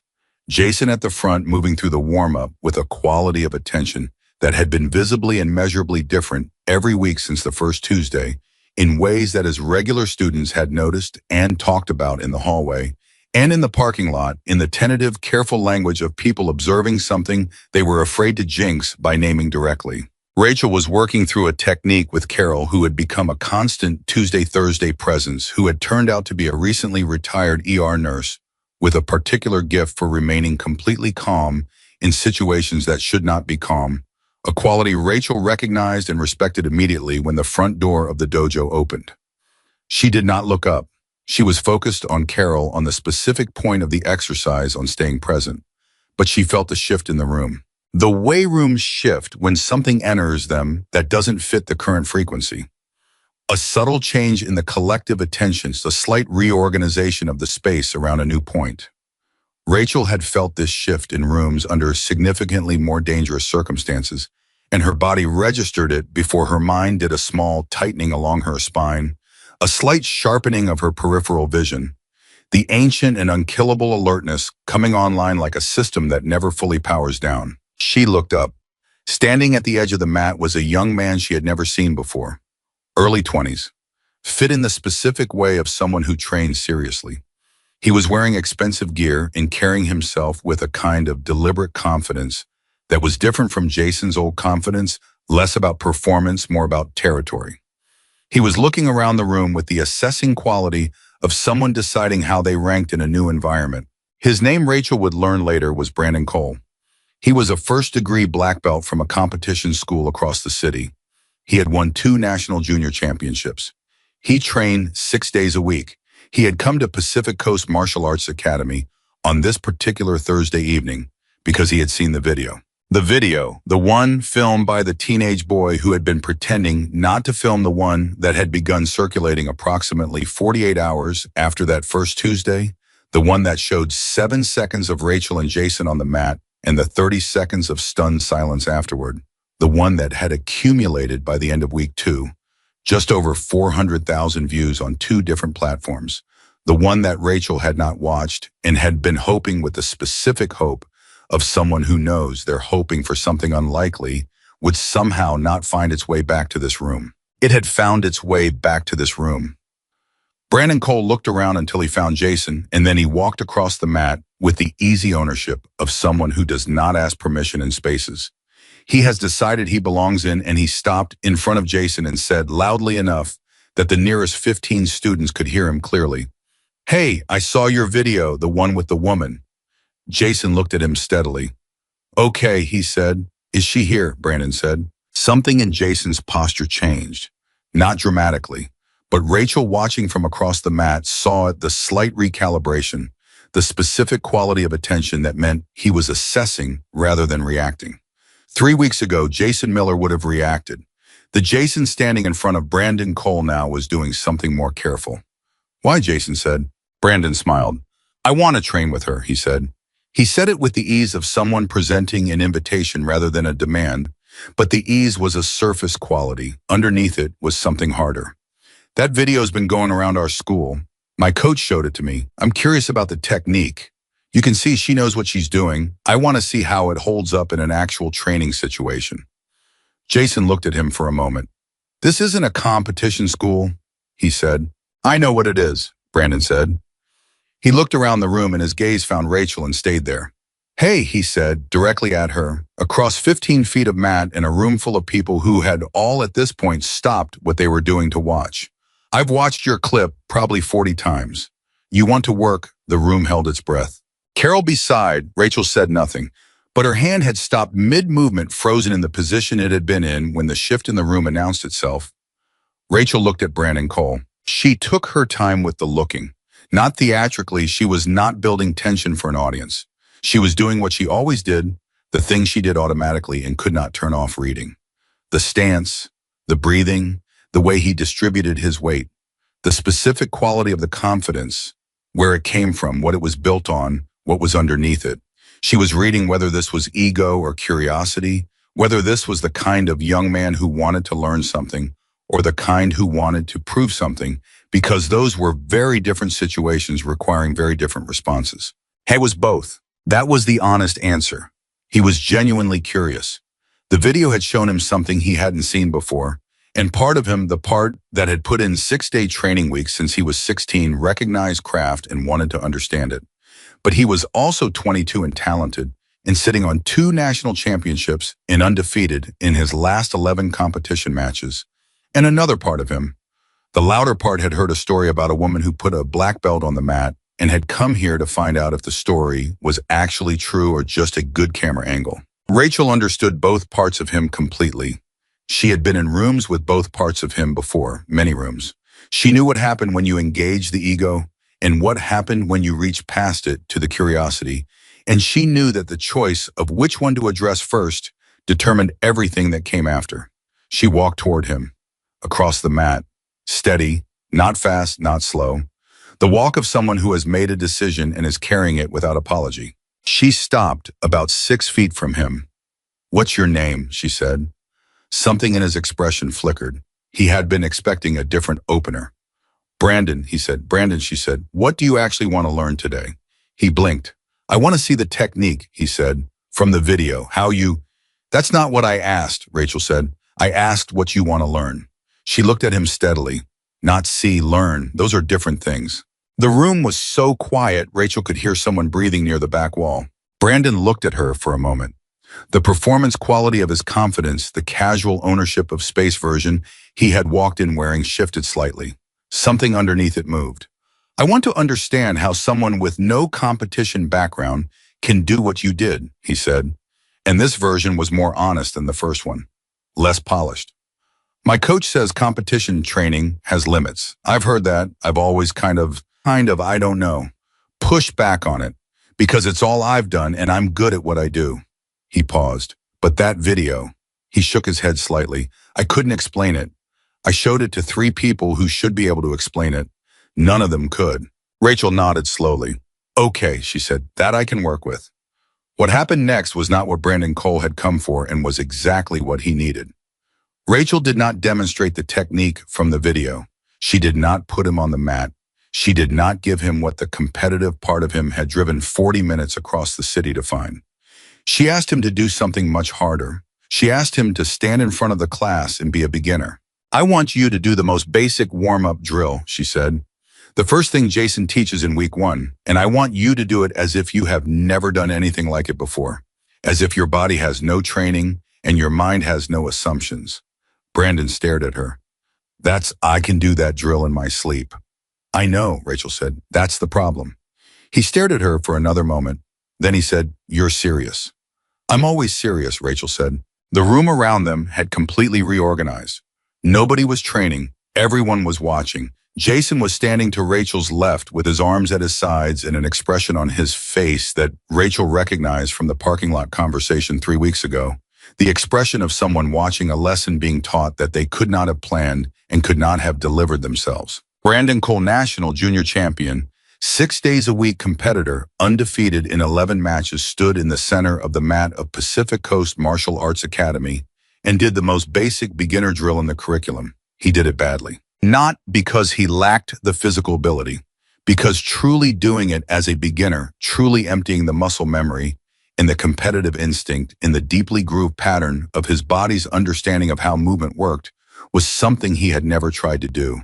And trying it now in front of 40 people was revealing something he had not anticipated, that the very excellence of his training had built walls around his movement as well as foundations for it. He knew how to move in the ways he had been trained to move.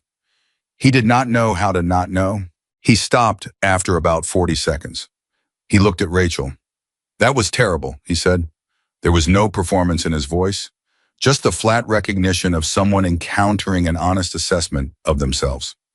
Yes, Rachel said, because I can't actually do it as a beginner, he said, because I'm not a beginner. And pretending to be one doesn't make me one. Right, Rachel said. So what's the point, he said, not defensively. He genuinely wanted to know. Rachel looked at him. The point is that you just discovered a limit, she said. Not a physical one, a cognitive one. A place where your training has made you so fluent in one language that you've lost access to what it felt like to learn it. She paused. That place, that limit, is where everything interesting lives. Because the people you will eventually be most responsible for protecting or leading or teaching, they will be beginners. And if you can't access beginner, you can't reach them. Brandon was quiet for a long moment. The room was quiet with him. Then Gerald, who had been standing near the back wall with his water bottle. Gerald, who had spent 30 years in a 3rd grade classroom and knew something about the specific lesson currently being taught, said quietly but clearly, she's right. Brandon looked at him, an older man in workout clothes who had no business being someone whose opinion he should care about in this context. And yet, I know, Brandon said. He looked back at Rachel. The technique in the video, he said. Will you teach it to me? No, Rachel said. He blinked. No. Not today, Rachel said. Today you work with Gerald. He's going to teach you something that your competition background has probably trained out of you. She looked at Gerald. Is that okay with you? Gerald straightened slightly, the particular straightening of a man who has been seen. That's fine with me, he said. Brandon Cole looked at Gerald. Gerald, who was 55 and had been training for 3 weeks and moved with the careful deliberateness of someone whose body was learning something new and was taking its time about it. What's he going to teach me? Brandon asked. Patience, Rachel said, with someone who doesn't move the way you move, which is a skill which you don't currently have. A beat. Okay, Brandon said. He walked to Gerald. He stood in front of the older man with something on his face that was not quite humility. It was too new and too uncomfortable to be fully that, but was genuinely the beginning of it. The raw material from which humility gets built if you decide to build it. Gerald looked at him. Hello, he said simply. Hi, Brandon said. Gerald stuck out his hand. I'm Gerald. Brandon shook it. Brandon. How long have you been training? Gerald asked. 6 years, Brandon said. Gerald nodded. I've been training for 3 weeks, he said, so you're going to have to be very patient with me. Brandon looked at him for a moment. Okay, he said, and this time the word landed differently than the first time he had said it, in this room heavier and more considered, carrying the weight of something he was actively choosing, rather than reflexively agreeing to. Rachel watched them for a moment, then she turned away. She let them work. She found Jason beside her.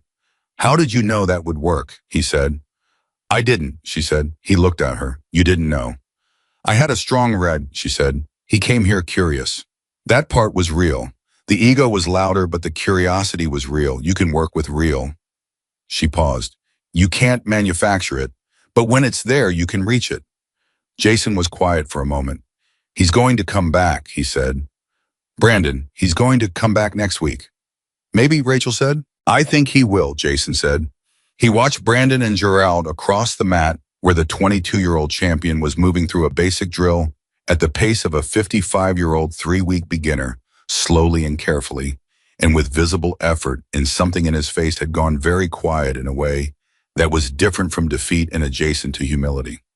You know what's strange, Jason said. What? Rachel said. That. He nodded toward them. Watching someone with everything he has, every physical advantage, every competitive credential, actually slow down and be in the room with someone who has none of those things. He paused. It's the most skilled thing I've seen in this room in 2 years. Rachel looked at him. Yes, she said, it is. They stood together and watched. 8:43 p.m. Class ended. Brandon Cole was one of the last to leave. He had spent 45 minutes with Gerald working through beginner drills at a pace that his body found genuinely frustrating and that his mind was slowly, visibly learning to accommodate. When Jason called time, he helped Gerald with his gear bag, an unremarkable gesture, a small thing so small that most of the room didn't notice it. Rachel noticed it. Gerald noticed it too. Thank you, he said. Thank you, Brandon said, and meant it for different reasons. And that was fine. That was exactly how it was supposed to work. Brandon stopped in front of Rachel on his way to the door. He had his gear bag over one shoulder and the expression of someone who had come in expecting to find something specific and had found something he hadn't had vocabulary for. Same time Thursday, he said. Rachel looked at him. This is a Tuesday-Thursday class, she said. So yes. He nodded. He started to turn away. Brandon, Rachel said. He stopped. The technique you saw in the video, she said. You'll get there. Not because I'll teach it to you, because you're going to build the foundation it requires by doing it exactly what you did tonight. She paused. It takes as long as it takes. He looked at her for a moment. Okay, he said. This time the word was quiet, clean, empty of everything it didn't need to contain. He walked out. The room was nearly empty now. Amy was helping Jason straighten the equipment near the side wall. Carol was pulling on her jacket and talking to Linda, who had shown up at 7:30 after a library board meeting that had run long. Gerald was at the water cooler and he looked tired in the honest good way, the way you look when you've spent your energy on something real. Daniel came out of his office. He stood in the doorway and looked at the room, and then he looked at Rachel and he said nothing. He just looked at her with the expression of someone whose hypothesis has been confirmed for the 3rd time in 3 weeks and is beginning to feel very certain about something. Rachel looked back at him. What? She said. Nothing, Daniel said. Just, he paused. Nothing. He went back into his office. Rachel stood in the nearly empty room for a moment. She thought about Brandon Cole and his 40 times watching a 7-second video, and Gerald in a 3rd-grade classroom for 30 years, and Linda's mediocre coffee and Dana's voice on the phone this afternoon saying, good, Rachel, good. She thought about what Dr. Nguyen had said 14 months ago about reconnecting, about giving her body something to do, about finding a place where she could exist without being defined by what had happened to her. She thought about this room. Then Jason crossed the mat towards her, and he was holding something in his hand, and it took her a moment to understand what she was looking at. It was a folded piece of paper. I got an email today, he said, from a veterans organization. They work with service members transitioning out. They're looking for someone to run a program, not formal therapy, not official, anything, just a physical outlet. A structured class twice a week for veterans who are struggling with the transition. He held the paper out toward her. They asked Daniel if he knew anyone. Daniel gave them my email. I don't know why he gave them my email because I'm clearly not the right person for this. He looked at her. But he told me to give this to you. Rachel did not take the paper immediately. She looked at it, then at Jason, then back at the paper. She thought about everything that had led to this moment, every choice, every moment of resistance, every minute in 11 parking lots across 14 months, every room she had almost not entered. She thought about what it meant to be handed something that looked unmistakably like a reason. She took the paper. She did not unfold it yet. She held it in her hand and she stood in the middle of Pacific Coast Martial Arts Academy at 8:51 p.m. on a Thursday night, and she felt the weight of it, the specific, significant, terrifying weight of being needed in a way that was not about survival, in a way that was not about crisis, in a way that was about the long, patient, daily work of helping people find their way back to themselves, the way she was finding her way back to herself. She looked at Jason. "Did Daniel say anything else?" she said. "Yeah," Jason said. He said, and I quote, he paused, and she could see him making sure he had it right. He said, "This is what she's for." Rachel stood very still. The room was quiet around her. Outside, San Diego moved through its Thursday night. Cars and people, and the ordinary motion of a world that had no idea what was happening in this room in this moment in the hands of this woman who had spent 11 years keeping people alive in places she couldn't name, and 14 months trying to remember why that had mattered. She looked down at the paper in her hand. She unfolded it. She read. The paper had a name on it, a contact name, an organization name, a phone number, and 4 lines describing what the program needed. Rachel read it twice, standing in the middle of the mat. Then she folded it back along its original crease and put it in the front pocket of her bag, in the same pocket where Linda's phone number had been sitting for 3 weeks. She zipped the pocket closed. She did not say anything to Jason for a moment, and Jason, who was learning, genuinely, measurably learning, when not to fill silence, let her have it. "I need to think about it," she said it finally. "Yeah," Jason said. "Of course. That doesn't mean no," she said. "I know he said. Daniel said you'd say that." Rachel looked at him. "Daniel said I'd say I need to think about it." "Daniel said you'd say that doesn't mean no," Jason said, which he seemed to think was significant. Rachel picked up her bag. "Daniel thinks too much," she said. "Daniel's right about most things," Jason said. She didn't argue with that. She drove home with the paper in her bag and the weight of what was on it sitting in the passenger seat like a person she hadn't agreed to give a ride to. She made tea. She sat at the kitchen table. She did not unfold the paper again because she had already memorized what was on it. Name number 4 lines, and unfolding it would not add information. It would just be a way of performing the deliberation rather than actually doing it. So she sat with the tea and she did the deliberation in the way she had always done her best thinking, which was quietly without props, in the specific kind of stillness that most people found uncomfortable and that Rachel had spent years learning to trust. The organization was called Bridgepoint. It was a nonprofit 5 years old founded by a former Army Ranger named Marcus Webb, who had come home from his 3rd tour and spent 2 years being very lost before finding his way to something useful and deciding to try to shorten that timeline for other people. They ran programs in 6 cities. They were trying to start one in San Diego. They needed someone local with the right background and the right instincts to anchor a physical program, not therapy, not formal counseling, just structured physical activity, with someone who understood from the inside what the people coming through the door had been through. Daniel had given them Jason's email. Jason had given Rachel the paper.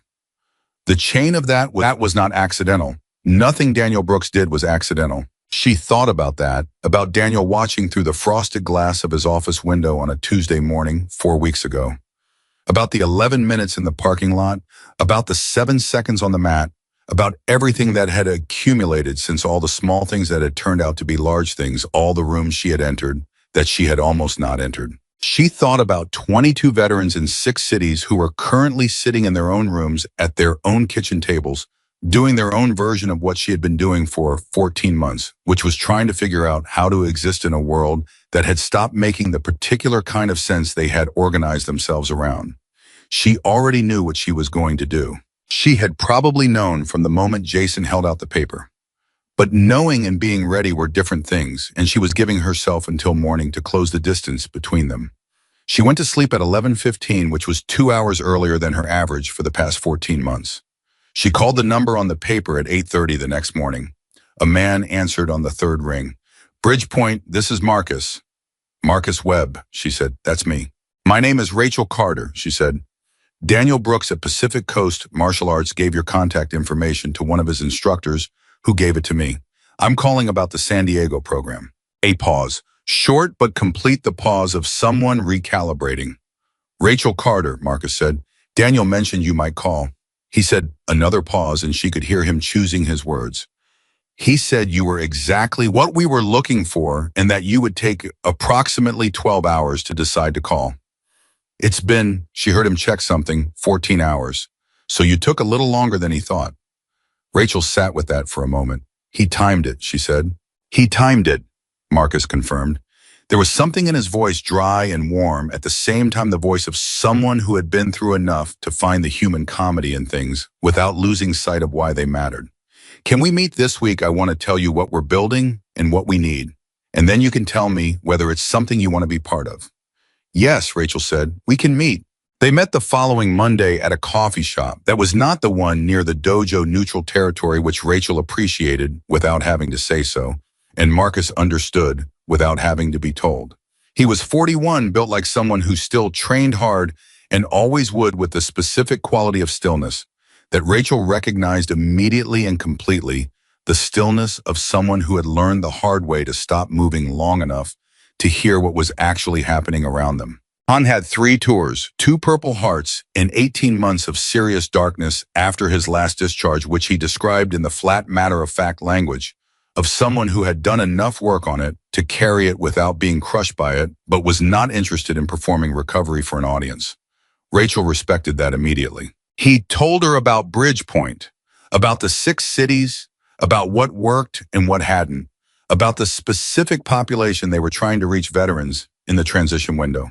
The first 2 years out, when the structure was gone and the mission was gone and the community was gone and the body still woke up at 4 a.m. ready for something that no longer existed. We've tried a lot of formats, and he said, formal programming, group therapy models, peer support structures. They all have a value. But the thing that consistently moves the needle for the specific people we're working with, he paused, is physical. Something physical with someone who speaks the same language. Not someone who has read about it, someone who had been in it. Rachel looked at her coffee. What does the program look like? She said. Twice a week, he said, 2 hours each session. Structured physical activity. We've used martial arts in 3 of our other cities. It's been the most effective format with intentional conversation woven in. Not a therapy session, not a debrief, just people moving together and talking in the way people talk when they're moving, which is different from how people talk when they're sitting across a table from someone. He looked at her. You know what I mean. Yeah, Rachel said, I know exactly what you mean. Daniel says you've been doing something like this informally, Marcus said. At the dojo, working with the class in a way that goes beyond technique. Rachel considered that. I've been sharing some things, she said carefully.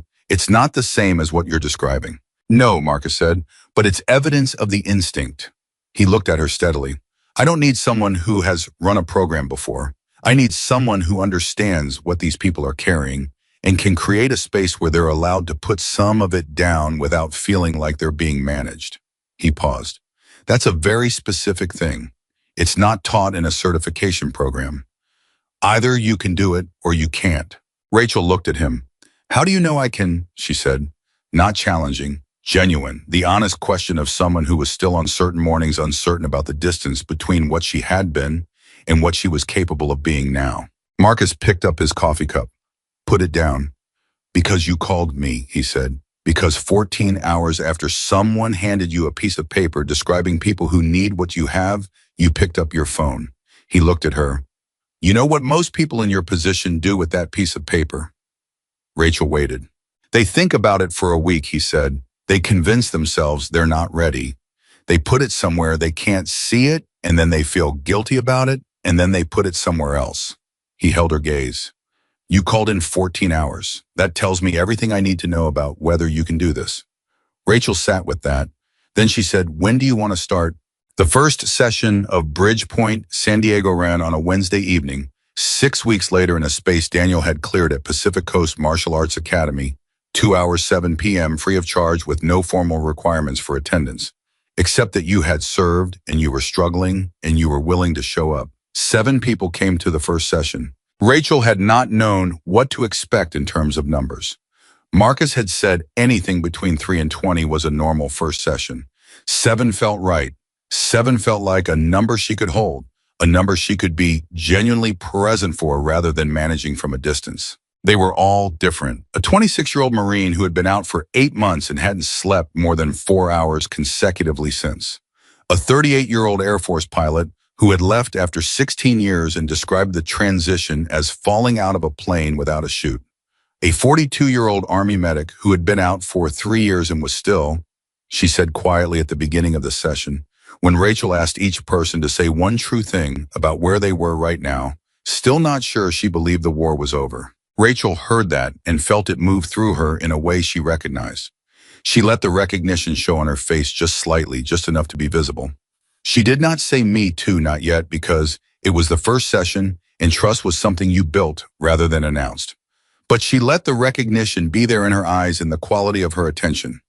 Because sometimes the most useful thing you could offer another person was the specific, unmistakable signal that you understood what they were carrying because you had carried it yourself.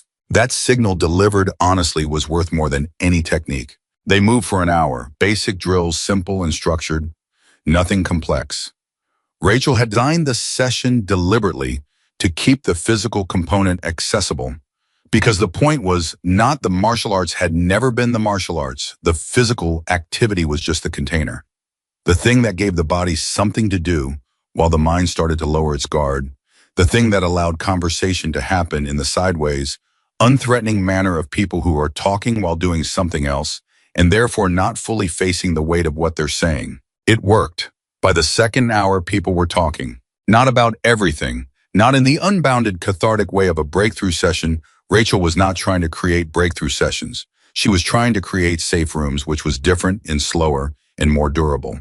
But in the careful testing way of people who have been alone with something for a long time and are beginning tentatively to wonder what happens if they say part of it out loud in a room full of people who might understand. The 26-year-old Marine, his name was Derek, said, "I keep waking up at 4 a.m. and just lying there, waiting for something, and nothing happens.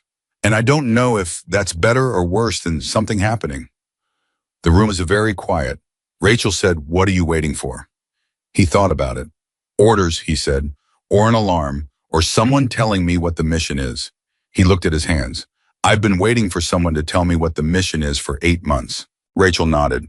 "Yeah," she said, "that wait is real.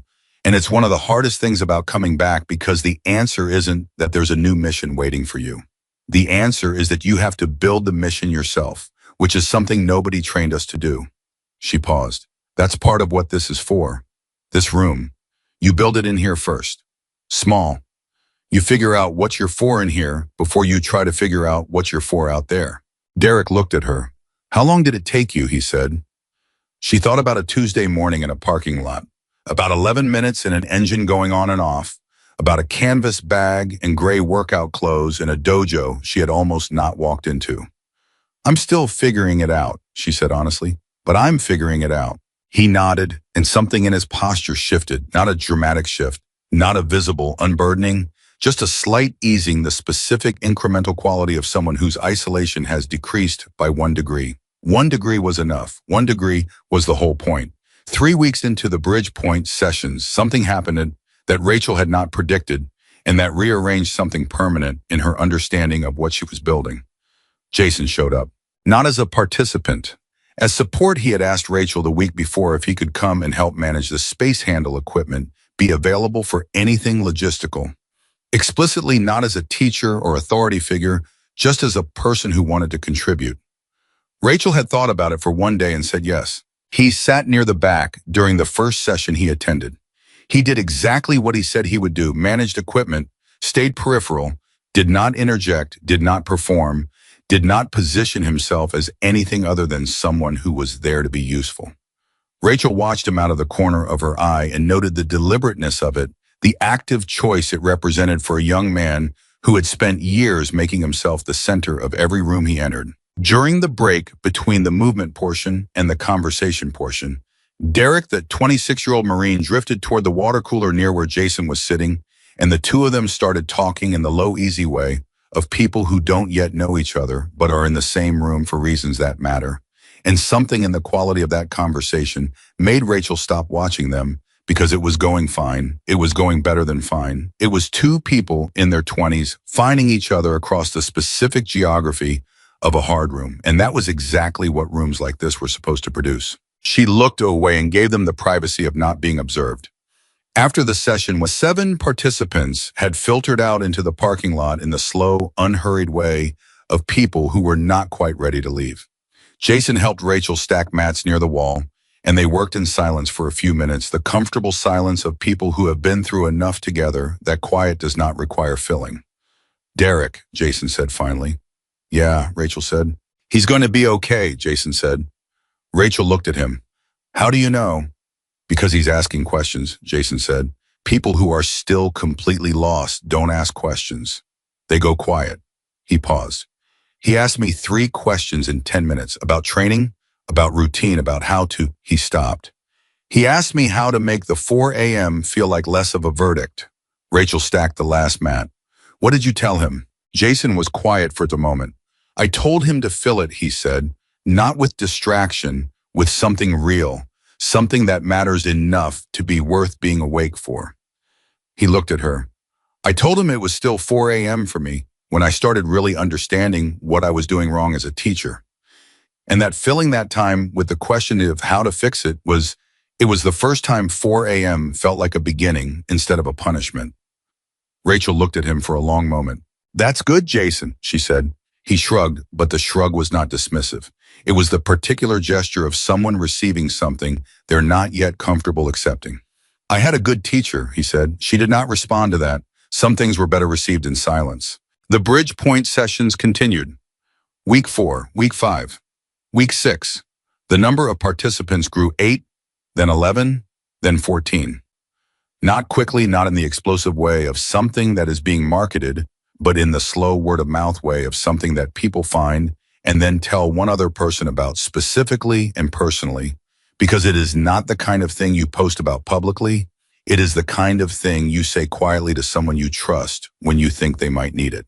The Army medic, her name was Corin, came back every week and said less each time, which Rachel understood was not regression, but the specific progress of someone who was learning to trust the room rather than perform for it. In the 6th week, Corinne arrived 15 minutes early and helped Rachel set up the mats, and they worked side by side without talking. And that silence was its own entire conversation. And when they were done, Corinne said, "This is the first place in 3 years where I don't feel like I have to explain myself." And Rachel said, "You don't." And Corinne nodded and went to get water, and that was enough. That was entirely enough. Brandon Cole started coming to the Bridge Point sessions in Week 5. Not as a veteran, he had not served, but as a volunteer following a conversation with Rachel after Thursday class in which she had somewhat, to her own surprise, invited him. He had a quality she had identified during his first visit, the ability, once his ego had been adequately humbled, to be genuinely present for other people, to pay attention, to stay. She had watched him with Gerald over 6 weeks of Thursday classes, and she had watched the patience he had been building in those sessions migrate into how he moved through the dojo generally, how he talked to newer students, how he managed the space between what he knew and what someone else was just discovering, how he was useful in the Bridgepoint room in ways she hadn't anticipated. He was young and physically capable and non-threatening in the specific way of someone who had visibly done some work on himself recently, and the male veterans in the group who sometimes found it difficult to accept help from people they perceived as peers or authority figures responded to him with the particular ease of someone who doesn't feel managed. In his 3rd session, Derek came in with a look Rachel recognized. The 4 a.m. look. The look of someone who has had a bad week and is carrying it into the room because there is nowhere else to put it. Brandon saw it before Rachel did. He crossed the mat without fanfare and stood beside Derek and said, "Rough week." Derek looked at him. "Yeah," he said. "Okay," Brandon said. "You want to move? We can just move. You don't have to talk." Derek looked at him for a moment. Then he said, "Yeah, let's move." They spent the first 20 minutes of the session on the far side of the mat, just working, just moving, not talking. just the specific medicine of physical presence, and the knowledge that someone was there and was not going anywhere and was not requiring anything in return for their company. Rachel watched from across the room and felt something she had learned slowly and with difficulty to receive without immediately converting into action.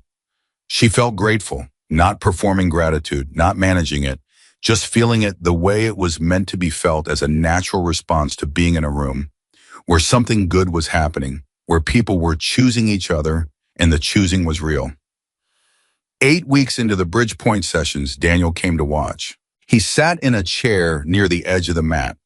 Rachel had put out chairs for observers, anticipating that as the program grew, people would sometimes come to see, whether it was something they wanted to send someone they cared about, and he watched for the full 2 hours without saying a word. When the session ended and the participants filtered out, he remained seated for a moment watching the mat. Rachel walked over to him when the room was nearly empty. He looked up at her. "Well," she said. He was quiet for a moment. "You know what I'm going to say," he said. "Say it anyway," she said. He looked at the mat, at the space that an hour ago had held 14 people who were all carrying things most people never had to carry, and then he looked at Rachel. "This is what you're for," he said, exactly as he had said to Jason 8 weeks ago, exactly the words that had been on the paper. But different now, because now they were not a prediction or a hypothesis. They were a recognition of something that had already become true. Rachel held his gaze. "Yeah," she said, "I know." 2 days later, she called Dr. Patricia Nguyen. Not for a scheduled appointment. She had been keeping her regular appointments for the past 2 months, but this call was outside the schedule, which Dr. Nguyen answered with the particular alertness of a therapist who recognizes an unscheduled call and is immediately assessing what category of unscheduled it falls into. "Rachel," she said, "is everything okay?" "Yeah," Rachel said, "everything's okay. I wanted to tell you something." A pause. "Okay," Dr. Nguyen said. "I found it," Rachel said. "The thing you said, about giving my body something to do, about reconnecting, about a place where I could exist without being defined by what happened to me." She paused. "I found it." Dr. Nguyen was quiet for a moment. When she spoke, her voice had the quality of someone who is maintaining professional composure while feeling something personally. "Tell me," she said. So Rachel told her.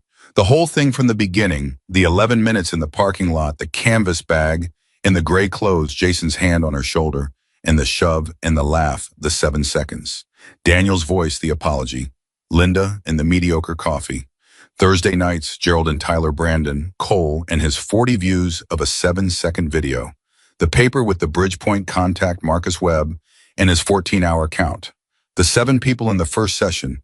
Corinne arriving early to help set up mats, Brandon and Derek on the far side of the room, just moving, no talking, just there. She talked for 37 minutes without stopping, which was Dr. Nguyen noted to herself, and did not say out loud the longest uninterrupted self-disclosure she had ever produced in their entire therapeutic relationship. When Rachel finished, Dr. Nguyen said, "How do you feel?" Rachel thought about it. The real version of thinking about it, not the reflexive fine that she had been handing people for 14 months. She sat with A's question and turned it over and looked at it from several angles and tried to find an honest answer. "Like I'm here," she said finally. "Like I'm actually here. Not managing being here, not surviving being here. Just here." She paused. "I don't know if I've felt that since before my first deployment. Maybe longer." Dr. Nguyen was quiet for a moment. Then she said very simply, "Good." "Yeah," Rachel said. The program kept growing. By week 12, Bridgepoint San Diego had 22 regular participants in a waiting list. Marcus Webb came down from Los Angeles for a site visit and spent 2 hours watching a session, and afterward he sat with Rachel in the parking lot in the particular way of 2 people who understand each other without requiring extensive explanation. And he said, "We want to replicate this in 3 more cities. Same model, same structure, the physical component, the intentional conversation, someone who speaks the language running the room." He looked at her. "Would you be willing to help us train the facilitators for those cities?" Rachel looked at him. "That would take me out of San Diego for periods," she said. "Yes," he said. "Is that a problem?" She thought about it. She thought about Linda and the Tuesday coffee, about Gerald on Thursday nights, about Corinne arriving early to stack mats, about Derek who had stopped calling it the 4 a.m. verdict and had started calling it just 4 a.m., which was a small linguistic shift that represented an enormous interior one. She thought about the fact that none of those things were going anywhere, that they were real and they were rooted and they would be there when she came back. That she had over 4 months of small consecutive choices, built something that had enough substance to hold her weight when she wasn't there. She thought about what it meant to be trusted with something larger. "No," she said, "it's not a problem." It was a Thursday evening in late January when Jason called a pause in class and said he had an announcement. 38 students on the mat looked at him. Rachel was near the middle, working through a technique with Carol, who had become, over 4 months, one of the more technically precise students in the intermediate class. Rachel looked up.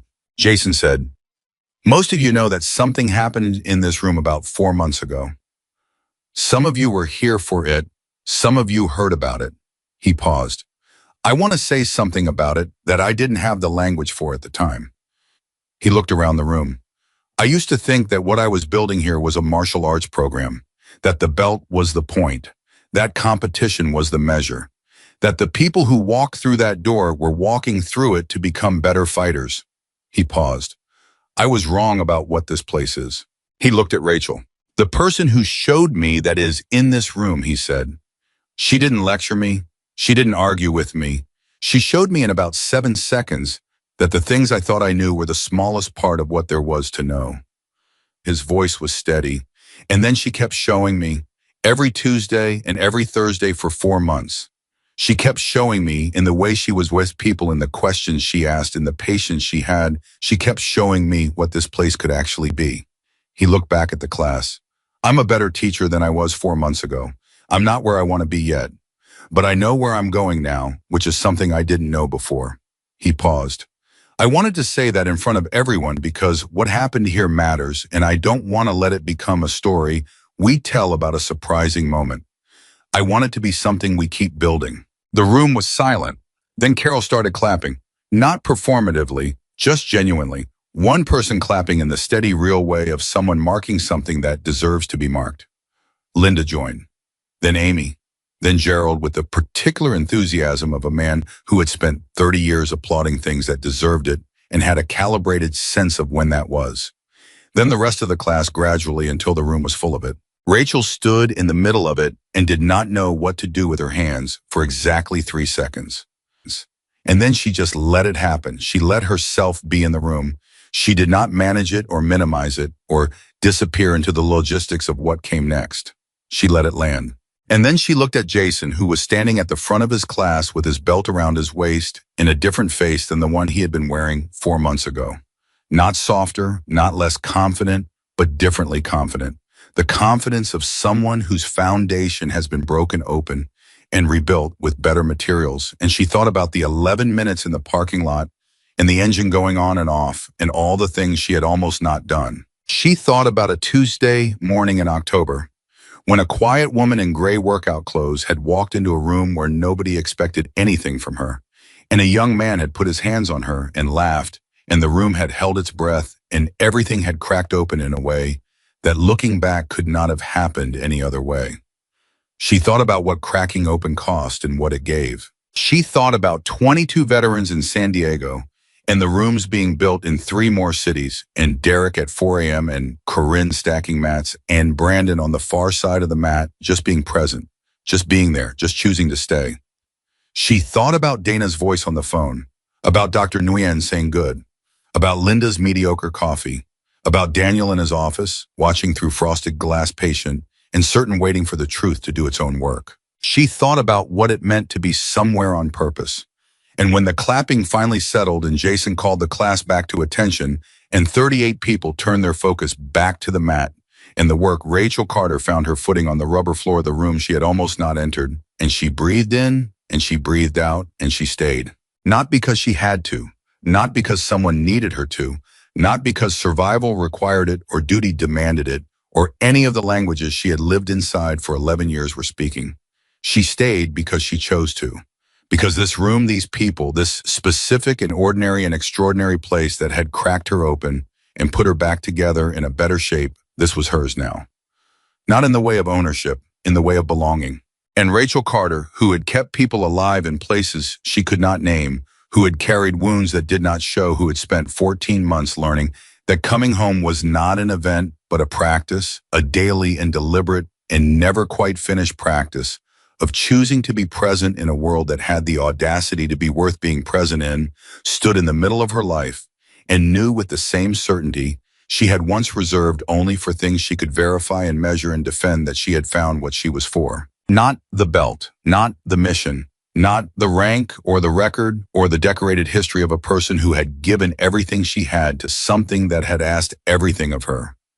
This, right here, these people, this room, this ordinary, improbable, necessary place where the quietest person had turned out to be carrying the strongest story, and where that story had become in the end, not a weight she carried alone, but a foundation that held everyone up. She had walked in lost, and she had found her way, and she had brought people with her. That was enough. Enough. That was everything. That was without question what she